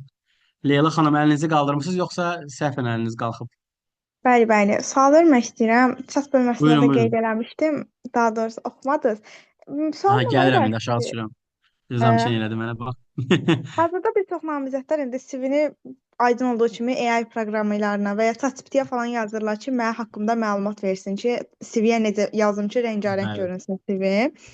İndi biz eyni zamanda şirkətlər də həmçinin CV-ləri bəzən elə olur ki, oxudurlar da, yəni süni intellekt vasitəsindən baxmaq istəyirlər onlara. Süni intellektlərdən istifadə edirlər. Bəs həmin süni intellektlərin yazılan CV-lərlə bizim CV-lər arasında AI proqramı oxunarsa, yəni AI proqramından oxunur. Biri mən hazırlamışam elə bir, birində ChatGPT hazırlayıb CV-ni. Burada AI vasitəsindən həmin o proqram vasitəsilə də oxunur şirkət tərəfindən CV. Orada məsələn səslənir də ki, standartlaşdırılmış bir CV-dir və ya orijinallığını bu CV-lərin itirmə riski varmı bu da? Yəni Baxın, orijinal deyəndə CV nə üçündür? Siz öz bacarıqlarınızı mükəmməl şəkildə satmağı bacarmağınız üçündür, düzdürmü? Mən süni intellektdən istifadə edim. Mən Marsdakı adama dedim mənim üçün yazsın. Nə Merkuridə falan kəsə dedim. Onun heç nə aidiyyəti yoxdur. O halda ki, siz həqiqətən də bu təlimin iştirakçısısınız, bu vəzifədə çalışmısınız. Ola bilər də, məsəl üçün, mən boynuma alıram. Məsəl üçün, mən müəssisədə çalışanda süpürgəçini də yerinə işlədirdilər məni, kameramanı da yerinə işlədirdilər, lazım gəldi müdir də olurdum. Düzdürmü? İndi mən neyiniyim? Durum CV-də yazım ki, mən həm o xadimə kimi fəaliyyət göstərmişəm, həm fotoqraf kimi fəaliyyət göstərmişəm. Nə əlaqə? Amma mən məcburam ki, mənim vəzifə öhdəliyim olmalıdır. Mən hansı vəzifə öhdəliklərini icra eləmişəm. Onları yaza bilirsə süni intellekt. Biz bundan istifadə edə bilərik. Zaten biz CV-də bu formada eləyirik. Atıram, bir dənə xanım gəlib deyir ki, müəllim, mən bu ətir mağazasında ətir satmışam. Mən orada CV-mdə necə qəbul edeyim? Necə qeyd edeyim? Deyirəm, onu götür at süni intellektə, ChatGPT-yə. Və ya ki, mən bu sahə üzrə çalışmışam. Mənim üçün zəhmət olmasa 3-4 dənə vəzifə öhdəliyi yaz. O sənin üçün qəşəng, sənin icra elədiyin fəaliyyətlərin vəzifə öhdəliklərini yazır. Həmin vəzifə öhdəliklərini götürüb CV-yə əlavə edə bilərsiniz. Amma mən ilk dəfədir görürəm ki, hər hansısa bir şirkət götürüb süni intellektdən hər hansı bir CV-ni yoxlasın. Bu nə əlaqə, onu ilk dəfədir görürəm. Yəni Süni zaman intellektdən düzgün istifadə keçir. eləmək lazımdır da, yəni o da var. Hə, Yəni bir var ki, siz oturub Leyla sürətdən xanım keçir. otursun, düşünsün ki, mən üçün bir dənə CV-ni hazırla, mənim adım Leyladır. Bir də var ki, mən bütün promptları verirəm də, promptları verirəm ki ona ki, atıram, mənim adım Kənandır, Lənkərandanam, falan yerdə çalışmışam, falan müəssisədə çalışmışam, falan işləri görmüşəm. Düşünün, mən nə qədər yazmalıyım özüm haqqında ki, o bütün mənim haqqımda müəyyən bir baza toplasın. Həmin bazayı konspektləşdirsin, konkretləşdirsin, ardıcıllığı qorumaqla onu hazırlasın. O tamam ayrı bir şeydir. Bir də yoxsa mən oturum düşündüm ki, mənim adım Kənandır, mənim CV hazırla. Gözüm aydın Kənandır. Sənin hansı fəaliyyətin var? Götürəcək ağzına gələni yazacaq sizin üçün ora. Əlbəttə bu real deyil. Onda CV-ni yoxlayan süni intellekt ona baxmır. Sadəcə yoxlayan süni intellekt baxır ki, bu adam ümumiyyətlə heç yoxdur, həyatda deyil. Prosta CV hazırlayıb özü üçün. Hə, sırf işə qəbul olsun deyə. Mən əslində qalsa elə bir layihəm var idi ki, gördüm şeydə, siz bayaq dediniz kimi, o süni intellektdən istifadə edir ki, şirkətlər varmı, elə bir şey. Əslində elə bir layihəm var idi, irəli sürmüşdüm də. Dedilər ki, sadəcə belə bir layihə var, yəni status quo gedir. Ona görə çox da irəli sürmədim o layihəmi ki, hər şirkət baxsın elə bir da, yəni çox da əziyyət Siz çəkməsinlər. gördünüz ümumiyyətlə o şirkəti, yoxsa necə? Yox, Həmin görmədim, amma proqramı status quo gördünüz? adını verdilər. Dedilər ki, var da, yəni elə bir şey, çox da Ha, girişmədim, indi, davamını indi, indi, gətirmədim. indi belə deyim də, indi desələr ki, Kənan yaxşı oğlandır, və təlimçilik bacarığı yoxdur, siz qoşulmayacaqdınız təlimə. Nə, yox, qoşulacaqdım, niyə qoşulmayım Amma yəni? niyə onda öz məqsədinizdən geri çəkildiniz? Çünki dedilər status quo-dur ona görə. Mən də deyirəm də, desinlər də, yəni çox adam çox söz deyir. Mən də kosmonavtam, şeyini birazdan buradan çıxıb uçacam ora. Realdır, yox. Bəlkə ümumiyyətlə sizin ideyanızı götürüb oğurlayıb təzədən sıfırdan başlayacaqdı. Və yaxud da sizin ideyanız bəlkə işlədikcə elə qəşəng olacaqdı ki, heç ümumiyyətlə o sizin dediyiniz proqramı vurub keçəcəkdi. Atıram da, Slavyanka varsa, digər sular o əsas olmamalıdır. Hər işin öz alıcısı var. Bunu nəzərə saxlayın. Yox, Və mən də siz bunu bu günləri siz burada yox. danışdığım Siz insan bilirsiniz da. ümumiyyətlə banklarda bu bankdan çıxan əməkdaşı digər bank göydə qapı götürür. Çünki o bankın məlumatlarını bilir deyə. Hə, bilirəm, ondan xəbərim var. Bəli. Ona görə də heç vaxt öz məqsədinizdən belə kimsə deyir deyə geri çəkilməyin. Yox, mən Özünüzə ondan inanın və o danışdığım üzrə insan addım atın layihələrlə həmişə. çox işləyirdi, sözü də kəsirəm. Çox Yox, başım siz layihələrlə buyurun. işləyirdi. Daha doğrusu layihələrlə bacarığı, təcrübəsi çox idi. Ona görə mənə demişdi, status quo-dur. Mən də girişmişdim bu layihəyə. Daha doğrusu mən də başlamışdım bu layihəyə nə dedilər, ona da deyiblərmiş ki, status quo-dur. Ona görə mən elə deyib, yəni çox da şey eləmədim. Başa düşürəm Amma də. bundan Mən də sonra sual düz verirəm ki, düşərəm. Leyla xanım. Mən də sual verirəm. Deyirəm ki, sizə bəlkə həlsiz başlayan vəziyyətdə o adam elə bir proses olacaq ki, o adam ümumiyyətlə yox olacaq. Siz öz layihənizi yeridə bilərsiniz də, yəni o layihənizi dayandırmaq üçün bir səbəb deyil o. Bu sadəcə nədir? İşləməmisiniz layihə Olar. üzərində. Çox sağ olun. Siz sağ olun. Demotivə eləmirəm ha sizi. İşləyin öz layihənizin üzərində. Tamam, çox sağ olun. Növbəti sualımız var. Şahin, salam, mənim sualım cavab verərsiniz. Zəhmət olmasa biz ixtisasımıza uyğun iş təkliflərini toplu şəkildə hardan tapa bilərik?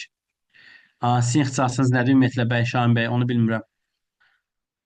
Siz adətən bu saytlar var da, Karyera AZ var, sonra var, çoxlu saytlar var. İş axtarıram, iş vakansiyalar var, buraxırlar. Biz də səhifəsində paylaşdığım Next Step-in səhifəsində həmin vakansiyaları girib oradan baxa bilərsiniz. Bəli, kanallarda paylaşılır ən çox WhatsApp kanallarında vakansiya var. Bəli, Telegramda da paylaşılır. Prosta Bəli, məlumata bəli. qoşul deyiləm, ona görə Çoxdur, bilmirəm. həddən artıq çox vakansiya paylaşılır yəni hər gün. Mən ixtisasıma CV-də uyğun sertifikatları yaz. Bəli. indiyə qədər bir dəfə, yəni universitetə artıq 6 ayda bitirmişəm, hal-hazırda magistram. İxtisasıma uyğun Əla. bir dəfə belə deyim qarşılaşdım elandan. Onda da o qədər şey istəmişdim. Məndə ekologiya mühəndisliyi idi. İxtisasım da belə İxtisasın deyim, çox bomba işim də ixtisasdır ya. adı. işin də adı ekologiya mühəndisliyi idi. O qədər sertifikat, o qədər şey istəmişlər ki, yəni onların adını birinci dəfə də eşitdim. Yəni heç CV atmağa belə mən çəkindim ki, yəni bunlar mənim birinci dəfə eşitdikləri mövzulardır. O ki qaldı bunu real sahədə həyata keçirdim. Baxın, o hansı halda olur? Əgər siz universitetdə oxuyursunuzsa, bu sahə üzrə işləmək istəyirsinizsə, universitet vaxtı o qədər boş zamanınız olur ki, yəni heç kimi deyə bilməz ki, mən də oxumuşam. Yəni bütün günü siz dərsdə olursunuz. Yəni bir saatınız yoxdur ki, siz də əlavə fəaliyyətlərə qoşulasınız. Ekologiya Nazirliyinin səhifələrini izləyə bilərsiniz. Orada müxtəlif layihələr olur. Daha sonra gənclərin inkişaf və karyera mərkəzləri var. Hər regionda var, Bakıda da var. Daha sonra Güz Support Akademiyanın özü layihələr eləyir, təlimlər keçir. Nə tonla gənclər evləri var, gənclik idman idarələri var, nazirliklər var. Onları izləyirsiniz. Orada mütəmadi olaraq layihələr, təlimlər var və o təlimlərə qoşulursunuz, sertifikatlar əldə edirsiniz. Baxın, sizə uyğun, sizə gərəkli olan bir şey olsun da. Atıram, mən müəllimliyi oxuyuramsa, gedirəm bostançılıqla bağlı bir təcrübə keçirəm. Nə əlaqə? Yəni bu mənə işinə qatmayacaqsa, qatacaq, nətər qatacaq? Siz orada yaxşı dostlar, tanışlar tapacaqsınız. Networkinginiz dəhşət genişlənəcək, amma bostançılıq sahəsi üzrə ya, müəllimlik sahəsi üzrə yox. Və yaxud da qəşəng rəhbərliklə qəşəng əməkdaşlıq edə biləcəksiniz, amma o sahə üzrə olmayacaqsınız. Amma siz axı özünüzü müəllim kimi görürsünüz. Yəni bu nətər uyğunlaşmır axı, bir-birindən getmir. Ona görə də Haqlısınız. öz sahəvizə uyğun şeylərlə, ixtisaslarla məşğul olsanız daha yaxşı olar. Təlimlərə qoşulsanız.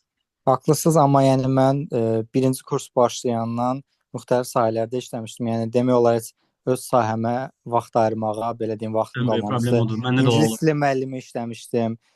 Daha sonra satış sahəsində işlədim, sonra təqdimat sahəsində işlədim. Müxtəlif sahələrdə işlədim. Bir də ayrıldım ki, artıq universitet bitir. İxtisas sahət hər hansı bir real təcrübəm yoxdur. Bəs indi işlədiyiniz bu sahələrdə siz ingilis dili müəllimi kimi fəaliyyət göstərmisiniz və digər. Məsələn, bu sahələr üzrə necə çalışmırsınız? Sevmirsinizmi sahənizi, yoxsa necə? Yox, əslində ingilis dili müəllimliyi mənim sevdiyim, yəni peşə idi. 2 ildən çox onunla məşğul oldum. Sadəcə belə deyim, maddiyyat tərəfi çox belə deyim, qarmaşıq idi. Çünki işlədiyim kurslar bir-biri ilə yaxın kurslar idi. Əməkdaşlıq edirdilər bir-birləri ilə. Bir neçə kursa işləyirdim eyni anda və hamısında belə deyim, müdirləri maaş mövzusunda, həm idarəetmə, həm maaş mövzusunda çox bərbad idilər, yəni. Nə düzgün maaş verə bilirdilər, nə də kursu idarə edə bilirdilər. Yəni 2 kursda, daha doğrusu 3 Fürsətdən kurs istifadə edərdiniz, özünüzə batdı. şirkət qurardınız. 3 kursda batdı. Düzdür, mən də onu fikirləşmişdim, amma alınmadı. 3 kursda batdı. Niyə? Daha sonra yəni belə deyim, soyudum həmin sahədən. Ondan sonra davam elətdirmədim. İndiki populyar olmaq çox çətin deyil. Bir dənə TikTok açırsınız, 3-4 dənə cümlə deyirsiniz. Sonradan biliyorsunuz partladı sizin TikTokunuz və oradan da Instagrama bağlayırsınız. Hay, mən ingilis dili müəllimiyəm və tələbə qəbul edirəm. Yəni çox çətin deyil. Yetər ki istəyin, yəni özünüz üçün nəsə eləyin. O da gözəl mövzudur, amma hal-hazırda bəli, düzdür, TikTokdan istifadə edirəm, amma fərqli işlər üçün həm satış sahəsi ilə məşğulam, hal-hazırda həm də videoqraflıqla məşğulam, yəni TikToku bu yöndə istifadə edirəm. Əla, o da əla sahədir. Üzərinə düşün, həqiqətən çox keyfiyyətli işlər qoyarsınız ortalığa. Çox sağ olun, təşəkkürlər. Sağ olun. Salam, mənim sualıma cavab verərsiniz. Biz ixtisasımıza uyğun iş təkliflərini toplu şəkildə ala bilərəm. Bunu dedim. CV-də sertifikatlar yazmaq olar. Bunu da bayaqlar qeyd elədim ki, hər sertifikatı da hər CV yazmaq olmur. Sertifikatı o sertifikatı alın ki, o sizə lazım olsun birinci növbədə. İkinci növbədə də müraciət edədiyiniz vakansiyaya siz baxın görün ümumiyyətlə nə istəyir sizdən, hansı sahə üzrə istəyir. O sahə üzrə sertifikatlarınızı yazsanız, məncə daha yaxşı olar. Zəhmət olmasa bu CV-ni daha sonra qrupa ata bilərsiniz, nümunə CV forması kimi. Bəli, göndərərəm Youth Support Akademiya, o sizə yönləndirər. Zəhmət olmasa qoşulanları qəbul edin. Bu sizə aiddir yoldaşlar. Heç işləməmişiksə, bu sual başa düşmədim. CV əsas maraq cəlb eləməli və ya aydın olmalıdır. Bəli, CV əsas maraq cəlb eləməli və aydın olmalıdır. Əsas maraq cəlb eləməli, aydın olmalı deyəndə ki, atıram siz orada qırmızı ilə narıncı da qoya bilərsiniz, rənglər olaraq, qəşəng cəlb eləyə bilər. Amma əgər içində keyfiyyətli bir kontent yoxdursa və keyfiyyətli bir material yoxdursa, bir təcrübə yoxdursa, heç də qəbul eləməyəcək. Heç işləməmişiksə, heç işləməmisinizsə, təcrübə proqramları olur. Qeyd etdiyim kimi təşkilatlar vardır, gənclər təşkilatları, müxtəlif Asan özü bayaqları xanım bildirdi ki, orada təcrübə proqramında olub, könüllülük fəaliyyətləri olub və s. Bunlara qoşula bilərsiniz, təlimlərə qoşula bilərsiniz özü inkişafla bağlı. Müxtəlif təşkilatları izləyin, səhifələri. O səhifələrdə müxtəlif təcrübə proqramları olur. Ora gedin, qoşulun, networkinginizi genişləndirin, Bəzi təcrübə əhatənizi proqramları. genişləndirin ki, bəli. Sözünüzü Buyurun. davam eləyin. Üzr istəyirəm, sözünüzü kəsdim. Buyurun, eşidirəm sizi. Mən bəzi təcrübə proqramlarına qoşuluram. 2 aylıq olur çoxları. Yəni bir neçə kurs bunu həyata keçirib, hətta rəsmi belə deyim, dövlət qurumu ilə əlaqədar olan kurslar keçirdirlər. Müraciət edəndə məsəl üçün ilk testdən keçirirlər, qəbul olur. Ondan sonra müsahibədə bu halla qarşılaşmışdım, hətta 2 dəfə olub bu. Müsahibədə biləndə ki, mən tələbəyəm, magistr tələbəsiyəm, geri çevirirlər ki, yox biz siz dövlətdə məşğul şəxs sayılırsınız, magistr tələbəsiz deyə götürmürük sizi. Həmçinin tələbələrə belə yanaşırlar. Yəni bu cür problemlərlə də qarşılaşma olur. Mən sizə deyim deməli, niyə görə götürmürlər? Onlar rəsmi sizinlə müqavilə imzalayırlar. Həmin müqaviləyə əsasən, məsələn, bizim icra etdiyimiz layihədə də bu formadadır, bu rəqəmsal media marketinq. Mən tələbələri götürə bilmirəm, çünki onlar məşğul şəxs sayılır. Təkcə magistrları götürə bilərik, o halda ki, həmin magistrin dərs saatlarına toqquşmasın.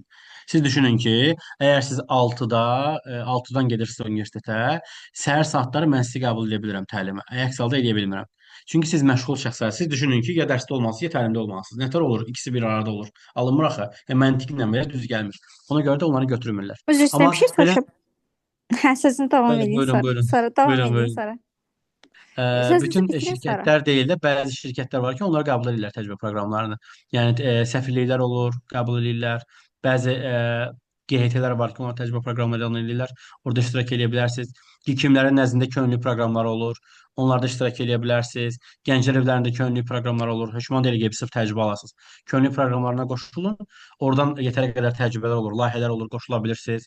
Orada təcrübəçi istəyirlər, nə istəyirlər. Onlara qoşulub öz təcrübənizi də artıra bilərsiniz. Mən Buyurun, CV-mdə eşidirəm. qeyd eləmişdim bunu ki, yəni mən magistr Bəli. tələbəsiyəm. CV-ni yollamışdım, 2 gün sonra cavab vermişdilər. Getdim ora test elədilər məni. Testdən keçdim, SMM-li ilə bağlı belə deyim, təcrübə proqramı idi.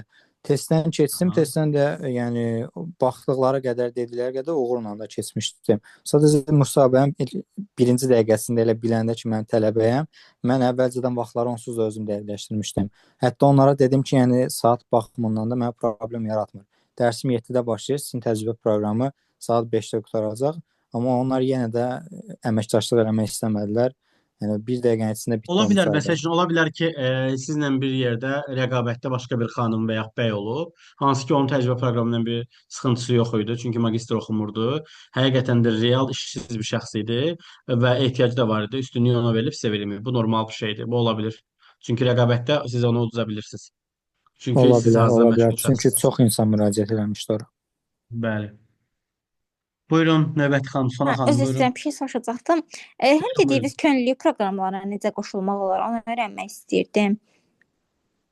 Qeyd etdiyim kimi təşkilatlar var ki, Gənclər İdman Aha. Nazirliyi, sonra həkimlər var, Prezident yanında Gənclər Fondu nəzdində fəaliyyət göstərən gənclərin inkişaf və karyera mərkəzləri bütün regionlarda fəaliyyət göstərir. Eyni zamanda Bakıda da var. Onların Bəli, könüllü proqramları Bakıdayam. olur, təcrübə proqramları olur. Onlara qoşula bilərsiniz. Sonra təşkilatlar var ki, hansı ki QHT-lərdir, onlara qoşula bilərsiniz. QHT-lər mütəmadi olaraq paylaşımlar eləyir. Sonra sağlam düşüncə var, gələcəyə körpü var, gənclər təşkilatlarıdır. Onlar Avropaya falan da uşaqlar göndərirlər. Onlarla əməkdaşlıq edə bilərsiniz. Onların könüllü Bildim, şeylər olur. çox sağ olun. Üzr Hə, istəyirəm, bir də Müzakirə var. kəsirəm. Bu Buyurun. könüllülərin, yəni könüllülük layihələrin adlarını sonda qrupda qeyd edə bilərsiniz. Bəli, edə bilərəm. Hə, Təşəkkürlər. bir də deməli mən sentyabr ayında səhv eləmirəmsə, Dövlət Agentliyindən Innovation Group var, MMC, bəlkə bilərsiniz, adını falan eşidərsiniz. Ora Aha. SMM-lə bağlı müraciət etmişdim və müsabiqədən keçmişdim. Bizi Aha. göndərmişlər dost mərkəzinə. Orada bəzi sənədlər var ki, onları yığmalıydıq və sənədlər hazır oldu. Sənədlər göndərildi həmən belə deyim mərkəzə. Prosta mərkəzə göndərilib və demişdilər ki, dərslər oktyabr ayında başlayacaq, amma oktyabr ayında dərs başlamadı. Ümumiyyətlə, yəni yazanda soruşanda deyildilər ki, bəs sənədlərdə problem var. Prosta yenə də soruşanda deyirlər ki, vaxt uzanır da, yəni. Yəni sizcə bu nə ilə bağlı ola bilər? Ümumiyyətlə sualı mən başa düşmədim. Bir dənə yerinə təkrarlaya bilərsiniz zəhmət olmasa. Baxın, Dövlət Çox uzun oldu. Agentliyindən Innovation Aha. qrup var, MMC-nin Bəli, bəli. təşkil elədiyi. SMM sahəsində bura müraciət eləmişdim və müsabiqədən keçmişdim. Aha. Hə, buradan da göndərmişdilər bizi dost mərkəzinə. Bəzi sənədlər var idi ki, onları yığmaq üçün və demişdilər ki, başlamamışdan öncə ki, bəs oktyabr ayında dərslər başlayacaq. Bəli. Amma dərslər başlamadı da. Yəni bu nə ilə bağlı ola bilər? Soruşanda da deyirlər ki, ya dərslər uzanır, ya da nə bilim, sənədlərdə problem var falan. Amma yəni baxıram ki, digər sahələr üzrə dərslər başlayıb da. Sadəcə olaraq görə nə ilə bağlı ola bilər bu? Belə deyim də, bəzi təşkilatlar var ki, bəzi layihələr, Bəli, bəzi bəli. şirkətlər var ki, onlar maliyyə dəstəkçiləri fərqli olur. Məsəl üçün, mənim axırıncı iştirak işlədiyim rəsmi qurum UNICEF Azərbaycan idi və bizim icra etdiyimiz layihə Niderland səfirliyi ilə bir yerdə icra etdiyimiz bir layihədir. Social Innovation Program. Bəli. Sosial innovasiya proqramı və burada regionda olan xanımlar, regionda olan xanımların, işsiz xanımların işlə təmin olunması üçün sosial təşəbbüskarlıq layihələri eləməliydilər və toxum layihələri üçün 2000 manat pul ayrılırdı. Hansı ki, bu layihələr ki, qadınların işsizliyini və səlahiyyətləndirilməsini dəstəkləməli Burada da idi. təqaüd verirdilər mən dediyim qrupda. Sözü nəyə gətirirəm? Bəli. Bu bizim maliyyəçimiz ki var, Niderland səfirliyi. Hə, bildim, başa düşdüm. Ölkədə müəyyən bir dəyişikliklər oldu deyə BMT ölkədən çıxmaq qərarı aldı və ölkədən çıxandan sonra bizim maliyyə dəstəkçimiz olmadı. Biz ikinci etapda maliyyəni versələr bizə, biz layihəni icra edə bilmədik. Nə qədər üzv seçilmiş hamısını dayandırdıq, onlarla sağollaşdıq. Yəni bu formalar olur, yəni spontan şeylər olur. Bir də görürsüz gəlir çıxır hardansa, bir də görürsüz bir problem olur, layihə geri çəkilir. Bir layihənin icrası üçün o qədər vaxt sərf olunur, o qədər adam gözləyir bir təsdiq almaq üçün. Yəni bu Yəqin ki, asan ən bir çox şey deyil bu də. üzr istəyirəm, təqaüdlərlə bağlı olur məncə bu problemlər, hə? Bəli, bəli. Çünki orada maliyyə problemləri var ona Bəli, görə. bəli. Hə, Hansısa burada da bir elə təqaüd verirdi proqram, aylıq təqaüd ayrılmışdı. bəli, elə olanda onların maliyyə dəstəkçiləri biraz çətin olur. Bir də görürsüz problem yaşayırlar. Hər Bildim. hansı bir sənəddə, hər hansı bir şeydə ona görə də imtina verə bilirlər. Tamam, çox sağ olun, təşəkkür edirəm. Keçən növbətiyə CV-yə sertifikatlar yazmaq olar. Bayaqları qeyd etdim. Audiokad biliyinə baxırlar CV-də. Baxır hara müraciət edirsiniz. Bildiyimiz dilləri də qeyd etməliyik. Bəli, əgər bilirsinizsə qeyd etməlisiniz. Yaxşı, orta, zəif olanı qeyd edə bilərsiniz. Sibel Əliyeva, bunu sən cavablandırdım. AutoCAD 3 Max proqramında qeyd etmişəm, amma ilk sənətimdə müəlliməliyə işləməyə yönəlmişəm. Bu CV-mdə problem yaratmaz? Xeyr, yaratmaz. Əgər CV-də həmin ixtisasınızla bu digər ixtisası bayaq qeyd etdiyim kimi bağlaya bilirsinizsə, uyğunlaşdıra bilirsinizsə. Mən inşaat mühəndisliyi üzrə təhsil alıram, memarlıq kursuna gedirəm. AutoCAD kimi proqramları bilirəm. Tamam. Amma eyni zamanda social media marketing, örmək marketinqlə bağlı görüşlərə qatılmışam və sertifikatlarım var. Memar və ya mühəndis kimi iş üçün CV-də qeyd edə bilərəm. SMM kimi fəaliyyət layihələrin sertifikatlarımın olduğunu. Aha, deməli Nuranə xanım Saruxanova. Deməli burada bir məsələ var. Memarlıq biraz dizaynerliyə yaxın sahədir. Əgər sizin iştirak elədiyiniz hər hansı bir qrafik sahəsi varsa, ki, oradan sertifikat almısınız, həqiqətən də qrafik dizaynersiniz, həqiqətən də onu bacarırsınız, bu memarlığa biraz support eləyə bilər.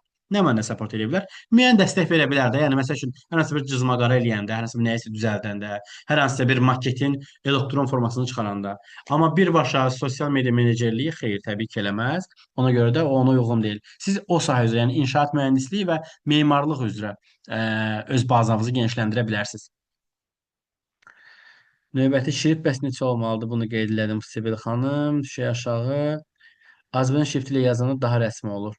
Ümumiyyətlə Azərbaycan şrifti ilə yazmalıyıq CV-ləri. Əgər ki, Fransız, Mozambik, Bangladeşə CV göndərmirsinizsə. Sayda ağ olsun ki, deyənlər də var. Rəngli də. Keçən dəfə bir başqa təlimçi də çox rəngli etməməyə çalışın deyirdi. Çünki HR-ın printerləri rəngli çap etmirsə çətin olur oxumaq. Yox, bu biraz belə tərəddüdlü sualdır. Təbii ki, qeyd etdiyim kimi yaşlı, qırmızı, göy eləməkdənsə kit rəng tonunda olsa, ağ və yaxud da boz, ağ, göy olsa olar. yox ümumiyyətlə istəmirsinizsə rəng olmasın, sadəcə ağ səhifənin üzərinə yazıları tünd bozla və ya tünd göylə yaza bilərsiniz. Bu da keçərlidir. Onun yəni çap printerinə aidiyyəti yoxdur, yəni yalançı olaram, yəni o söz desəm.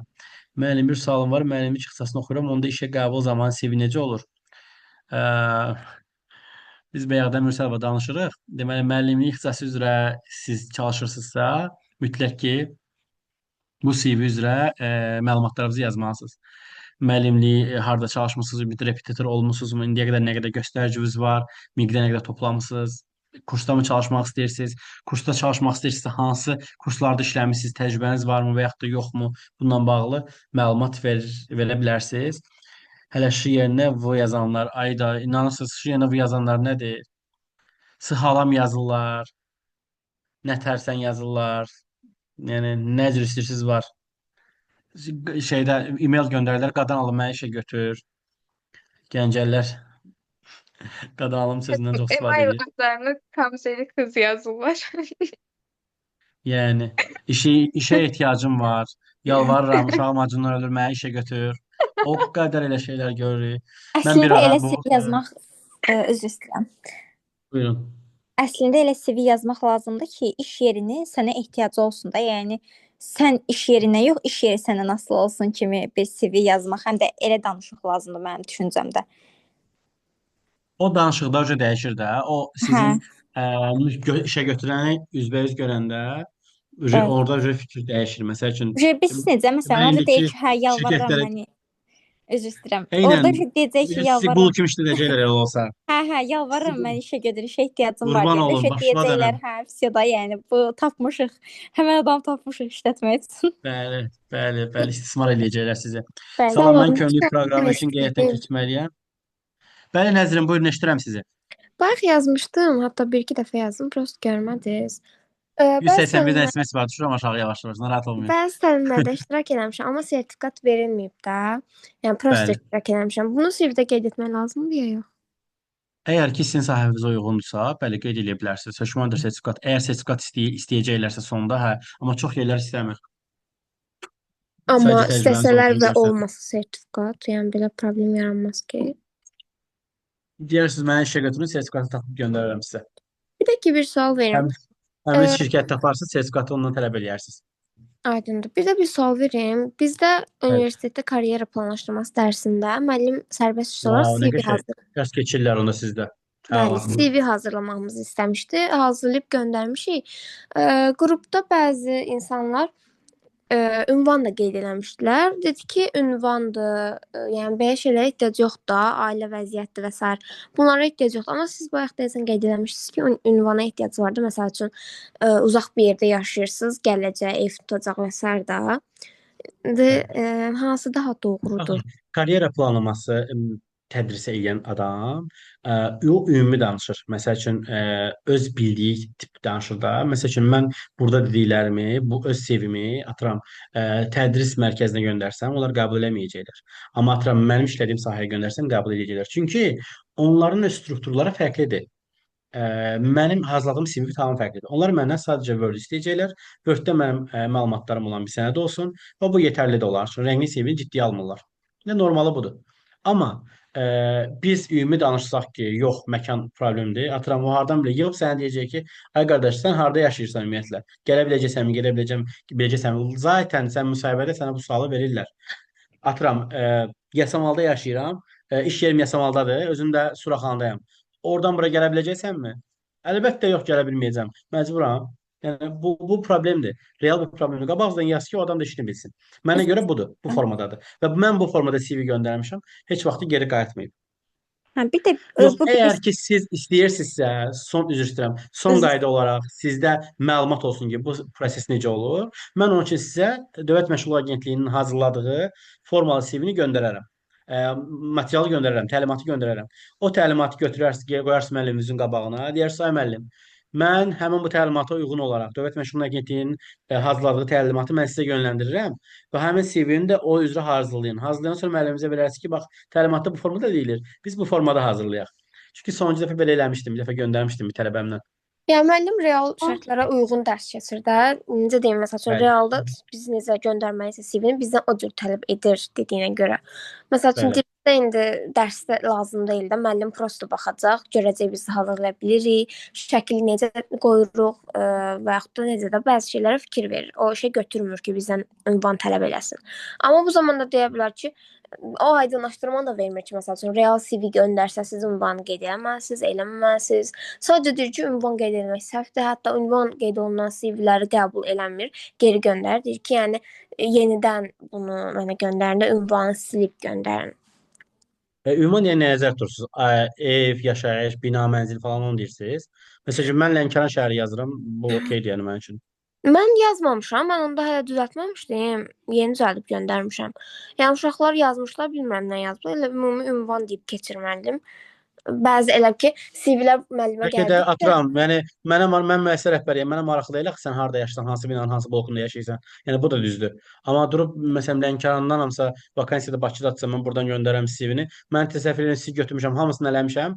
Gəlsiz çıxsınız ki, mən Lənkərandanam, üzrü sayın, alınmır məndə. Adam o qədər adamı sizə görə qurban verib, baltalayıb sonradan siz də deyirsiniz ki, o mən Lənkəranlıyam, alınmır. Yəni bu nə qədər ədalətlidir? aydındır. Onda CV yazdıqda ünvanı necə qeyd edilir? Prosto CV yaşadığımız yazdıqca ilk olaraq müraciət edən şəxs araşdırmalıdır. Müəssisə harda yerləşir? Ümumiyyətlə razindədirsə, mən də Lənkərandan ora gedə bilərəmmi yoxsa yox? Birinci bunu aydınlaşdırın özünüzdə. Əmək haqqını sizi qane eləyəcəkmi yoxsa yox? 500 manat pul verəcək, sizin yolunuz taksilərdə qalacaq. Altdan sonra da probkadır. Siz düşünün ki, siz onu eləyib qazanıb da onu tətbiq edə biləcəksiniz öz həyatınızda yoxsa yox.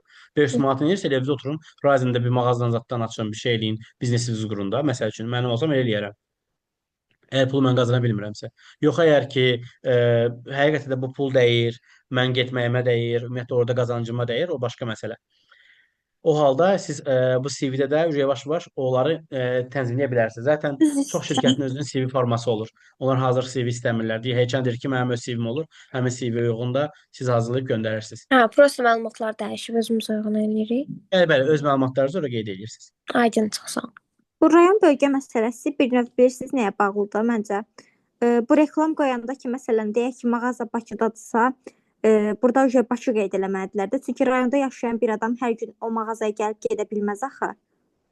Bəli, məntiqlidir də elə. Bəli, bir növ yəni ona bağlıdır ki, məsələn, rayonda gələn maksimum bir dəfə gələ bilər və maksimum 2 dəfə gələ bilər də. Amma Bakıda qalan adam zaten Bakıda olduğu üçün gələ biləcək də hər gün eyni yerə. Eynən. Deməli, burada Hüseyn Cavadov qeyd edib, salam, mən könüllük proqramlar üçün qeydiyyatdan keçməliyəm, lakin məndən digər məlumatlar plus CV istəyir. Mən necə ümumi CV yaza bilərəm? Zaten CV-nin içərisində sizin ümumi məlumatlarınız olur. Bayaq qeyd etdiyim rezümədə isə rezümədə ümumi məlumatlar olur. Hansı ki, atıram, vakansiyaya müraciət eləmisiniz, qeyd etdiyim kimi ingilis dili müəllimliyi üzrə bir tədris mərkəzinə müraciət eləmisiniz. O halda siz Azərbaycan dərsdə tədris eləmisiniz və yaxud da Canva proqramını bilirsiniz, CapCut-ı bilirsiniz, Adobe Premiere bilirsiniz. Yəni bu sizin bacarıqlarınız ekstra bacarıqlardır və ekstra vaxt alıb da sizdən. Amma onlara o ingilis dili müəllimi vakansiyası üçün ehtiyac yoxdur da. Yəni siz dərsdə dura-dura canlı yayım açmırsınız, siz dərsdə dura-dura montaj eləmirsiniz. Yəni bu ona nə ehtiyacı var? Ona görə də onu yazmasanız daha yaxşı olar. Amma rezümədə ümumi məlumatlarınızı yaza bilərsiniz. Bəli, mən bu proqramları bilirəm, bu proqramların məzunuyam, bu şirkətlərlə çalışmışam, bu qədər gəncə çatmışam, il ərzində bu qədər gənc məndən dərs alıb və IELTS alıb. Bu formada qeyd edə bilərsiniz. Elza xanım yerinə yazıb işə götürməyəndən sonra nə yazırsınız? Yazın, heç bir mənası yoxdur. Bunu həyatında yaşamış bir insan olaraq deyirəm. İşə götürməyəndən sonra nə yazırsınız? Yazın. Heç bir mənası yoxdur. Hə, işə götürməyəndən sonra nə yazırsınız? Yazın, heç bir mənası yoxdur. Bunu həyatında yaşamış bir insan kimi deyir. Yox, elə olur. Məsəl üçün bir də görürsüz, işə götürülmürsə, o demək deyil sən pissən. Yəni sən bacarıqsızsan, sən sadəcə düşünün ki, mən daha çox bacarıqlıyam. Və yaxud da düşünün ki, məsələn, mənə elə bir geri dönüş olub. Mən junior layihə menecerliyinə müraciət eləmişdim bir təşkilatın. Mən ora müraciət edəndə adamlar, yəni çox dürüst şəkildə mənə qeyd elədilər ki, Kənan bəy, sizin bacarıqlarınız çox yüksəkdir və biz sizin bacarıqlarınıza uyğun vakansiyamız yoxdur. Üzürlüsən. Yəni bizim gördüyümüz sizin yanınızda belədir də Zakuska kimi bir şeydir. Düşünün.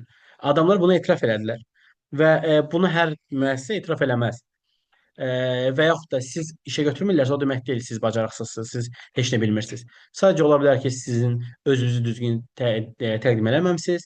Sizin sinfinizdə bir boşluq var. O boşluğu aradan qaldırmaq lazımdır, tapmaq lazımdır.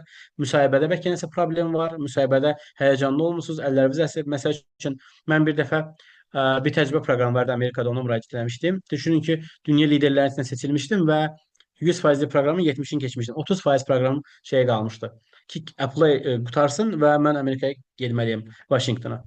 Və düşün 30%-dən kəsilmişəm. Nə üçün kəsilmişəm? Sadəcə həyəcanım üstündə. Bütün günü bülbül kimi cəhcəh vuran Kənan getdi 3 dənə Amerikan qabağında belə qalmışdı, danışa bilmədi.